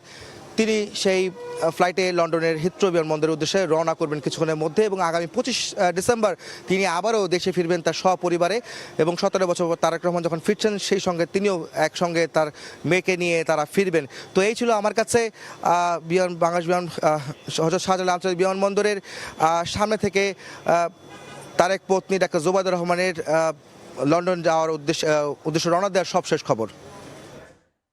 যুক্তরাজ্যের উদ্দেশ্যে বিমানবন্দরে পৌঁছেছেন ডাক্তার জুবাইদুর রহমান। সরাসরি জানছিলাম সে খবর, দেখছেন ভোরের সময় খবর। অবশেষে বিসিবির সঙ্গে যুক্ত হচ্ছেন সাবেক ক্রিকেটার মোহাম্মদ রফিক, দায়িত্ব নিতে পারেন বিসিবির একাডেমি কোচ হিসেবে। মোহাম্মদ রফিক 1995 থেকে 2008 বাংলাদেশের বহু ম্যাচেরই নায়ক তিনি। খেলাটা অনেক আগে ছাড়লেও দেশের ক্রিকেটে তার অবদানের কথা এখনো ভক্তদের মনে গাঁথা। দেশের এই কিংবদন্তি অনেকবারই ইচ্ছা পোষণ করেছেন ক্রিকেট বোর্ডের হয়ে কাজ করার। ক্রিকেট প্রেমীরাও চেয়েছেন তাকে, কিন্তু কখনোই তাকে নিয়ে ভাবেনি বিসিবি, যদিও এবার রফিকের সামনে সুযোগটা এসেছে। বিসিবি সভাপতি আমিনুল ইসলাম বুলবুলের সতীর্থ রফিক। খেলোয়াড়ি জীবনে দুজনই ছিলেন বাংলাদেশ দলের অন্যতম ভরসা। রফিকের ক্রিকেট জ্ঞান সম্পর্কে বেশ ভালোই জানা তার, তাই রফিকের মেধা কাজে লাগাতে চাইছেন বোর্ড সভাপতি। স্থায়ীভাবে দায়িত্ব দেয়া হচ্ছে রফিককে। যখন আমরা বোর্ডে গেলাম, যখন আইল্যান্ড টিম আসলো, তখন বিসিবির সবাই ছিল, তো বলছে যারা সিলেক্টর আছে সিলেক্টরের সাথে ফারুকও ছিল, আপনার সিলেক্টরও ছিল, তো বলছে যে একাডেমি নিয়ে কাজ করতে সুমন চালাচ্ছে একাডেমিতে জড়িত। আমিনুল ইসলাম বুলবুল অন্তর্বর্তীকালীন দায়িত্ব নেওয়ার পরই এই রফিকদের দিয়েই বিভিন্ন বিভাগে কোচ ও ক্রিকেটারদের নিয়ে কর্মশালা করেছে বিসিবি। রংপুর, বরিশাল, রাজশাহীতে হলেও এখনো বাকি অনেক বিভাগ। টি-20 বিশ্বকাপের পর সেই দায়িত্বটাও সামলাতে হবে রফিককে। অ্যাকচুয়ালি এখন কাজ নেই, যে ধরনের প্ল্যানিংটা ছিল এখন বিপিএল আরম্ভ হতে, এখন তো সবাই এখানে ব্যস্ত থাকবে। যে যখন এটাই ফ্রি হবে, যে বাংলাদেশে বিশ্বকাপ চলে যাবে, তখন তো দেখা যায় ফ্রি থাকবে, তখন আবার এই যে কাজটি আমরা করেছি এটা আবার আরম্ভ হবে, তখন দেখা যাচ্ছে আমরা আবার ডিস্ট্রিক্টে নিয়ে কাজ করব। এটা তো একটা ক্যালেন্ডার তৈরি করতে হয়, তো এটা তো বললে তো হবে না, কারণ কি ডিস্ট্রিক্টের ছেলেরা দেখা যাচ্ছে এখন বিভিন্ন ডিস্ট্রিক্টে খেলা চলতেছে, আর এখানেও ইনভলভ আছে। দেশের ক্রিকেটের প্রতি অনেক ভালোবাসা রফিকের, তাই তো ঢাকার কেরানীগঞ্জে নিজের কোটি টাকার সম্পত্তি বিনামূল্যে দিয়ে দিতে চান বিসিবিকে। বিনিময়ে দাবি একটা, সেখানে তাকে যেন সুযোগ দেয়া হয় একটা একাডেমি করার। 30 একর উপরে জায়গা আছে, যদি এটা বিসিবি দেখে বা ওখানে যারা হিন্দু সম্পত্তি, আমি ওদের সাথে আলাপ করছি, ওরা বলছে বাবা তুমি বলছো আমরা স্টেডিয়ামের জন্য দান করে দিব। আমার নিজস্ব আছে প্রায় 200 মতন আছে। 96তে আমি চাচ্ছিলাম যে একাডেমি করার জন্য, এবং ইনশাল্লাহ বিসিবি বলছে যে এটা আমার ইনডোর বানাই দিব। আমি এমনি করে দেবো, আমার জাস্ট আমার ওই একাডেমিটা ফুল বানিয়ে দেব, আমার আর কিছু লাগবে না। বুলবুল বলছে দেখবে। বিপিএলও লম্বা সময় কাজ করার অভিজ্ঞতা আছে মোহাম্মদ রফিকের। এবারও থাকছেন রংপুর রাইডার্সের বোলিং কোচের দায়িত্বে। তামিম হোসেন, সময় সংবাদ, ঢাকা। এরপর যে শীর্ষ সংবাদগুলো জানিয়ে দিচ্ছে আরেকবার।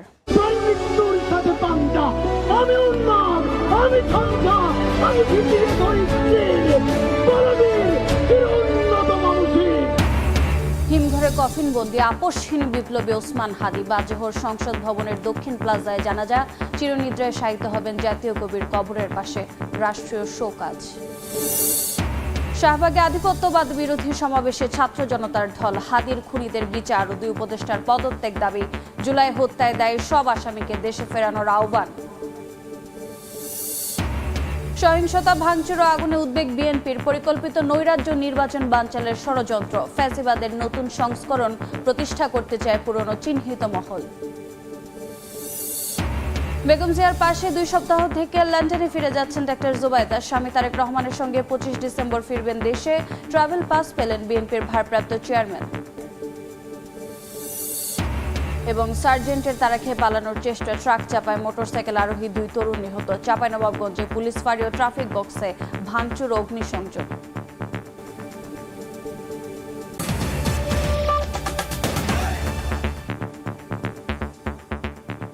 এ ছিল ভোরের সময়ে। সকালের সময়ের সঙ্গে থাকবেন আইরিন আয়াত। ধন্যবাদ রোজা আপনাকে। সকালের সময় নিয়ে ফিরছে কিছুক্ষণ পর, সঙ্গে থাকুন সময়ের।